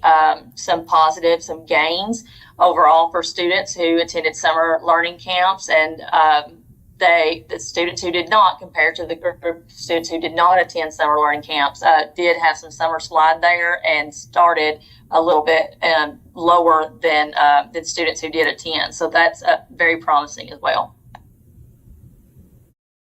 Thank you. Any other questions or comments? I'll just say we swapped out a lot of these tutoring questions on the 2025 survey for summer learning questions. So next year we hopefully will have more information from the survey about different elements of implementation of those summer learning programs. Go on to early career teaching. All right. So this is the last set of slides that I have. Career teachers and different pathways into the profession and supports that they've received in their classrooms and their retention plans. So in 2024, the largest share of our early career teachers reported that they entered teaching through a career change. So this year, the blue bars are 2024, the green are 2023. So 30% of early career teachers in 2024 said that they previously worked in a different field and that teaching was a career change for them. And then 27% said that they had wanted to be a teacher since they were young. And 19% said that they decided to enroll in a certification program after they received a degree in a different field of study. And then 13% entered an EPP after starting college, and then 11% started thinking about becoming a teacher while they were in high school. So for the purposes of our analysis here, we are going to define like a non-traditional pathway as people who responded that they either entered teaching through a career change or that they decided to enroll in a teacher certification program after they received a degree in another field of study. Between teachers who went through more of a traditional pathway and then those who went through more of a non-traditional pathway, as I just defined. But in the 2025 survey, we've added a couple questions that sort of get at more specifically teachers' pathways. And we worked with the department to, sort of define those pathways more precisely. And we have a question asking about their clinical type. And so we'll be able to sort of refine this going forward. But for the purposes of this analysis, that's how we're defining those two categories. And so if we look at it based on like first year, second year, and third year teachers, and that's on the previous slide, sorry. So in 2024, over half of first year teachers said that they entered teaching through a non-traditional pathway. And in 2024, the number of teachers reporting that they entered through a non-traditional pathway is higher for group first year, second year, and third year teachers than it was in 2023. So it does seem like, as we're moving forward in time, we're seeing an increase in the number of teachers who are entering teaching, in these different ways than just, going into college, entering an EPP, graduating, and getting a teaching position. And then we asked early career teachers about the supports that they received in their first year of teaching. And so about 2/3 of early career teachers said that they received a mentor in their first year of teaching. That was the most commonly reported support.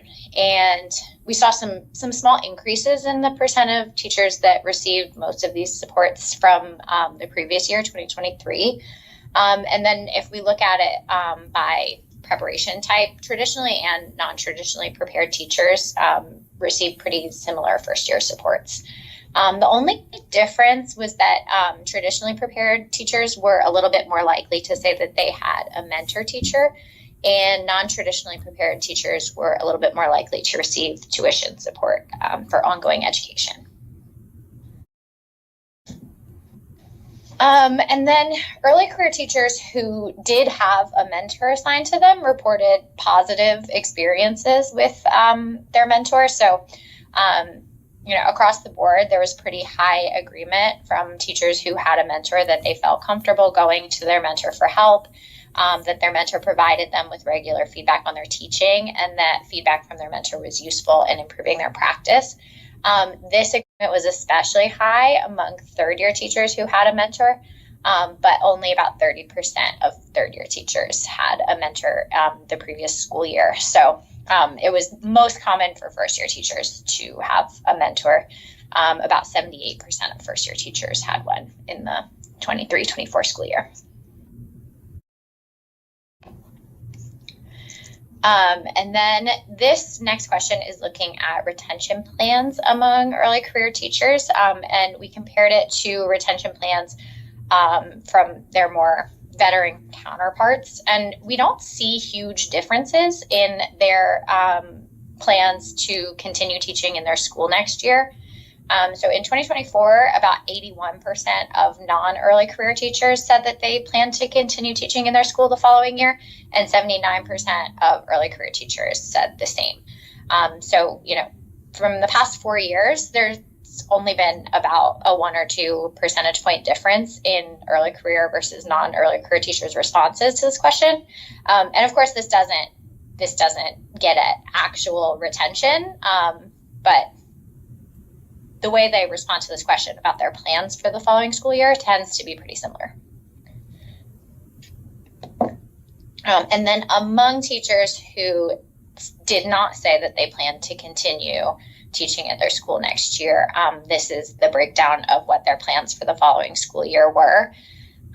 So early career teachers were a little bit more likely to say that they plan to leave their schools and or leave teaching the following year. And then non-early career teachers were a little bit more likely to say that they plan to move into an administrative position in the district or retire. But otherwise, we still see, not huge differences between early career and non-early career teachers' plans here. But then we ask a follow-up question for, teachers who say that they plan to not stay in their school the following year. And we ask them about what factored into their decision. And here we see some of these items between early career and non-early career teachers. So career teachers, for example, were a little bit more likely to say that culture and climate among teachers and staff factored into their decision to not teach in their school next year. They were a little bit more likely to mention facilities and working conditions and their commute time, or say that they were encouraged to leave by their administrator. And then this is the same question, what influenced your plans to not teach in your school next year?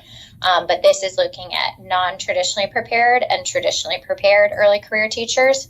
And so the non-traditionally prepared early career teachers who decided to not teach who were not planning to teach in their school the following year, they were more likely to say that leadership and salary factored into their decisions, while the traditionally prepared early career teachers were more likely to say that workload factored into their decision next year.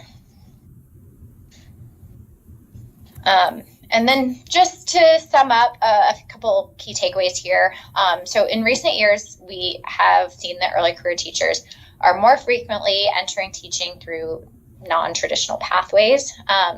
And we see that these early career teachers who are entering through different pathways might have different priorities that influence their retention plans.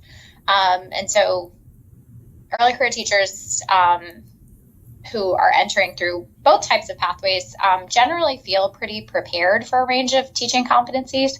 I have some more information about that in the survey brief that will be coming out hopefully sometime this spring. And they both report receiving valuable supports from their school districts, such as mentorship. But it is kind of, we might want to keep in mind that there are some difference between these groups of teachers, and that sort of the demographics of these early career teachers seem to be changing.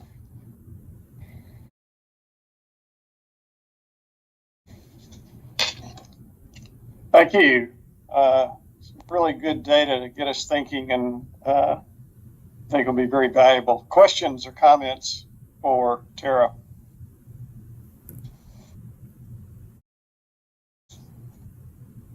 But we really appreciate all the data that you present. And I think, as I said before, it gives us a lot to think about, gives a lot for the department to think about how we continue to improve the quality of education for our students. Thanks for being here today. Thank you for having us. Next item is licensure discipline, and I believe Ryan Shanahan is going to lead that discussion for us today. Thank you, Mr. Chairman, and good afternoon, board members. Ryan Shanahan, Associate Counsel, State Board of Education. We will be presenting the board staff's recommendation for licensure discipline action at tomorrow's meeting. I would like to note that item J was before the board in November, and it's before the board again tomorrow for consideration. At this time, we would like to take any clarifying questions or note any items for further discussion at tomorrow's meeting. And Mr. Alex Anderson, Associate Counsel, State Board of Education, is on as well.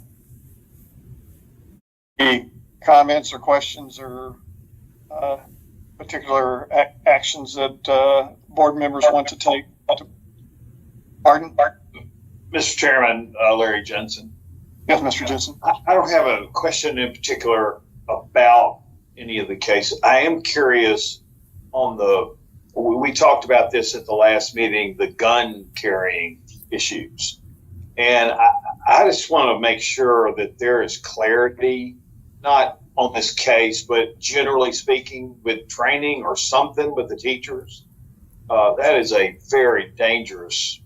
Anybody that's had any hunter safety or any kind of training is just, I think you approach firearms totally different than if you've not had that training. I don't know if there's probably council's probably going crazy right now, but it just concerns me that in reading the one that we had, that just, I don't know, it just seems like we need to ask for more in terms of teachers and expectations for firearms on campus, and frankly the penalties for doing so. That's just more of an editorial comment than it is a question. But I just wanted to be on the record on that. Thank you for that comment, Mr. Jensen. Mr. Chairman, Jordan Mollenauer. Mr. Mollenauer. Right, just a quick question on item J. Was your office contacted by Ms. Smith or anybody representing Ms. Smith? I was in communication with her attorney, yes. Okay. Is there relevant information that would be a good subject of conversation in this workshop today, or should we just wait till tomorrow to reveal any new findings? I think tomorrow is probably the better venue to discuss the case, but I can note any questions that you may have. Okay. No, I was primarily just curious as to whether or not we had received any information from the from Ms. Smith, and I'll look forward to hearing that tomorrow. Thank you. Johnson, do you have your hand raised? I do.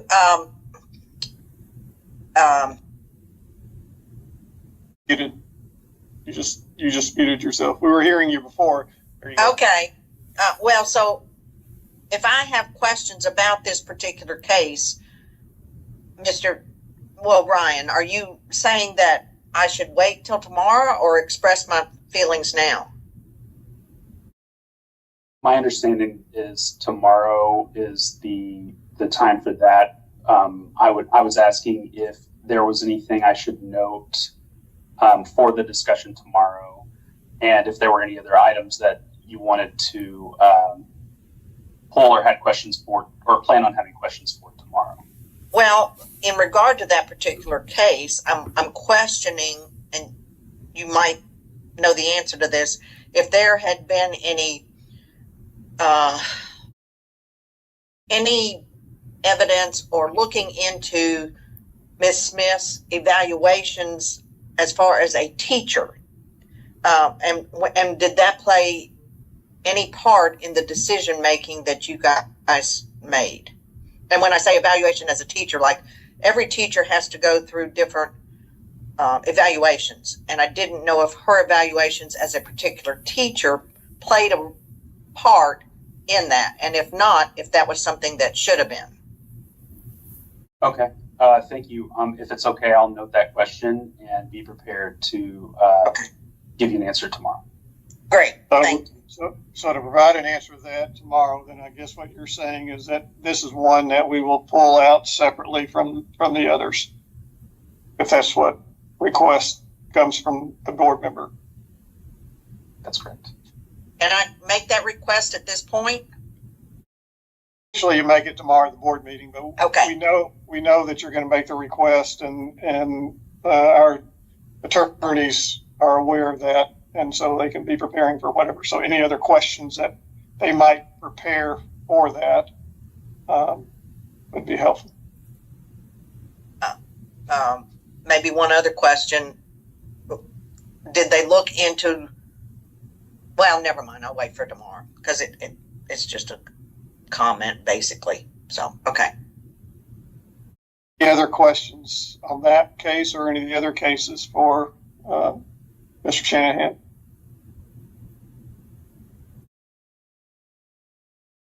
All right. Thank you, Ryan. Thank you, Mr. Chairman. So, final discussion, comments. Anybody like to make any comments? Dr. Morrison? I'm just sitting here hoping that tomorrow we have fewer glitches with our technology, because we will need to do a roll call vote on every item. So everyone just cross your fingers and toes that Microsoft and others get it together. But I don't think I have any other comments other than it's been a really good afternoon of discussions, as I expected it would be based on the agenda, and appreciate everybody hanging with us in a virtual environment for those PowerPoint presentations. I'm always impressed by the quality of the presentations that we get at our workshop. Very, very helpful to us as we move forward and make our decisions like tomorrow and in the future. Well, no other comments. The purposes of the committee of the whole having been fulfilled, declare it and the board adjourned, and we will reconvene tomorrow at 9 a.m. Central Time, 10 a.m. Eastern Time. Thank you very much. Good night.